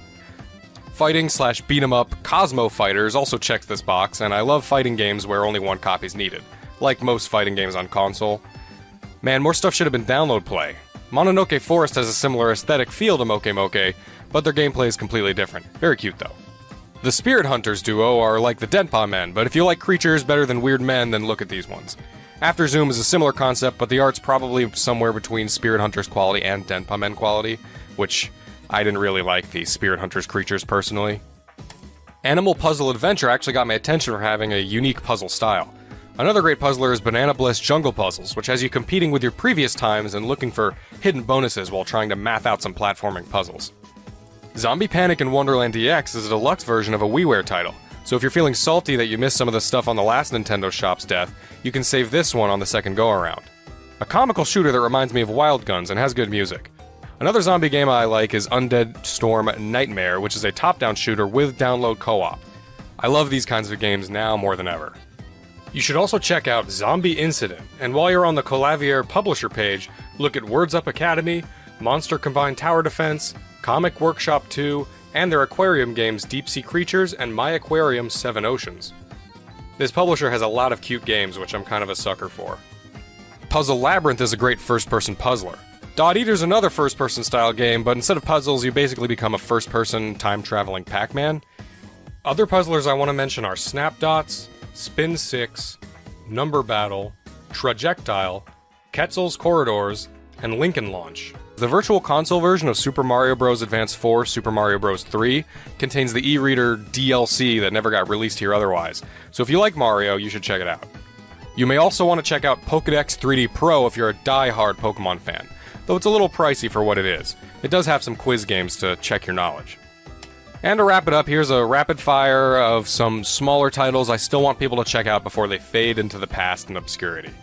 A Kappa's Trail, Luxley, Clash of Elementalists, Rhythm Heaven Megamix, Groove Heaven, The Usagi Duo, The Lost Town Duo, Sadame, Castle of Magic, Arrow Porter, Starship Damray, Gata Protectors, Defense of the Middle Kingdom, Dairojo Samurai Defense, Chronos Twins, Petit Novel Harvest December, Swords and Darkness, Grinsia, Creeping Terror, the Silver Falls games, which are apparently getting new releases soon, Fragrance Story, in case you didn't get a physical copy recently, Hazumi, Butterfly, Inchworm Animation 2, Amita's Path, Space Lift Danger Panic, Color Zen and Color Zen Kids,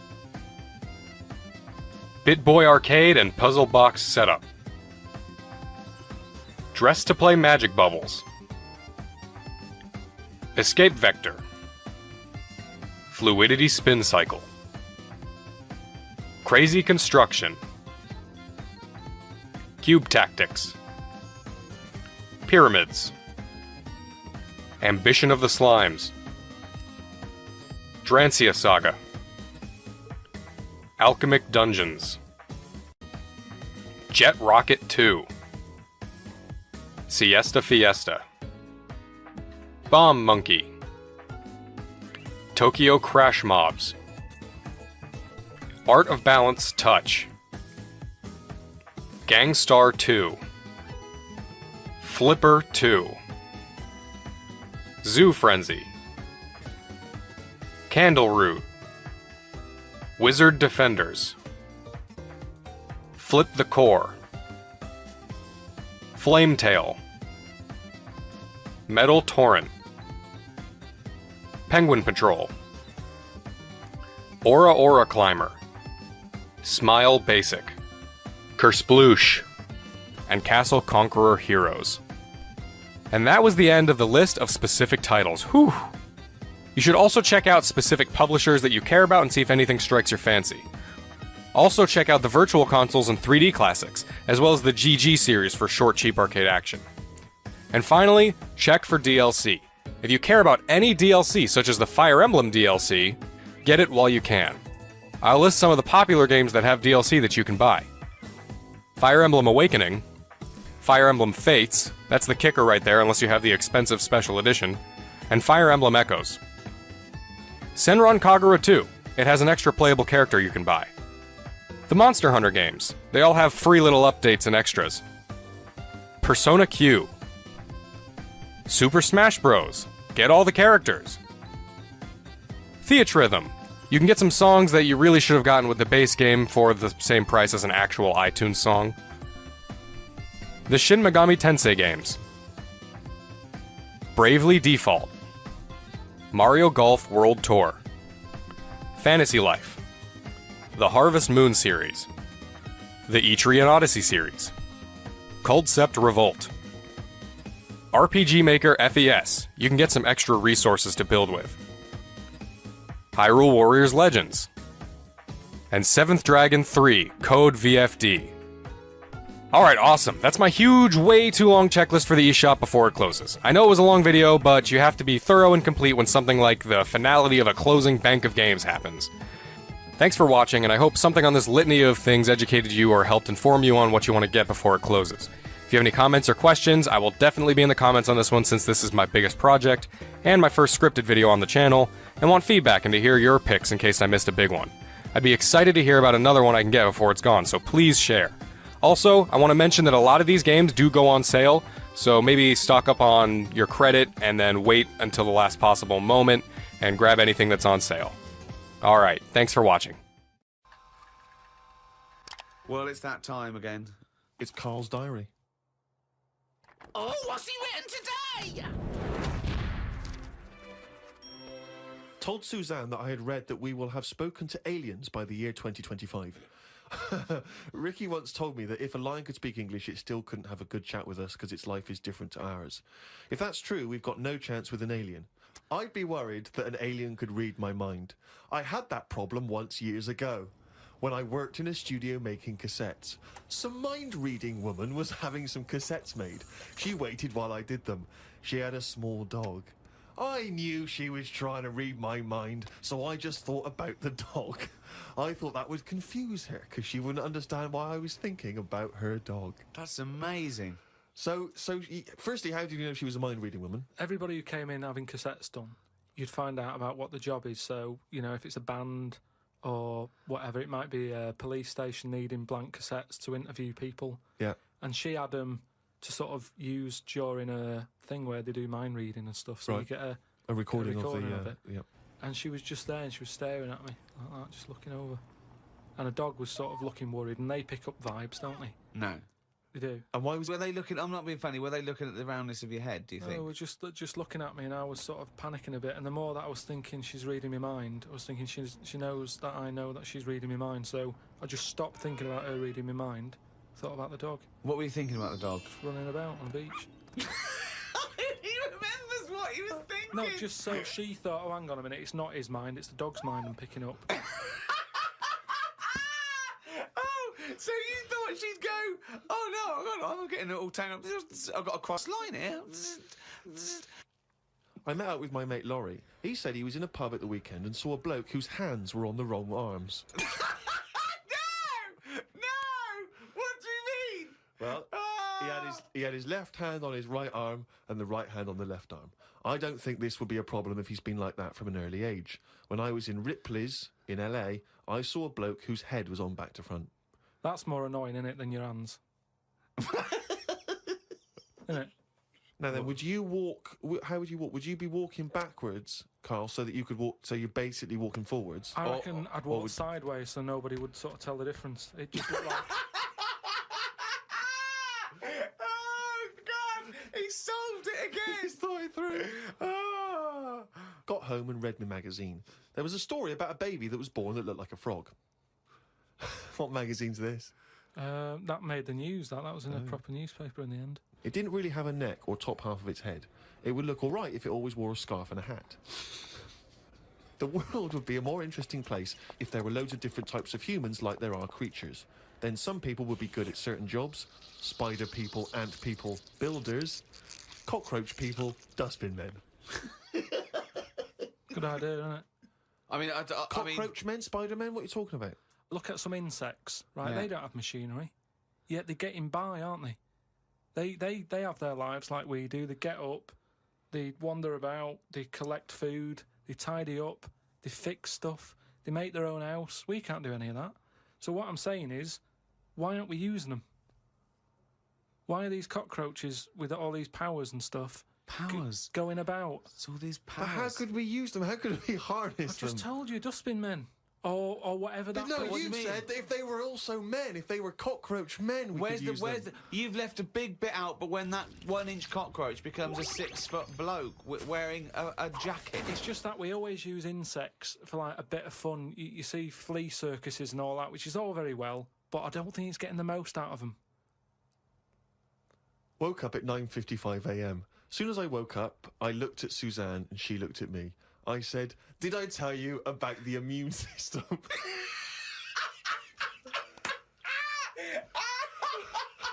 Suzanne started laughing. I said, "It's amazing." She said, "Not now."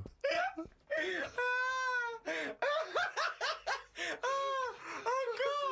I was thinking that! Springing into action, he zips up, his eyes are like...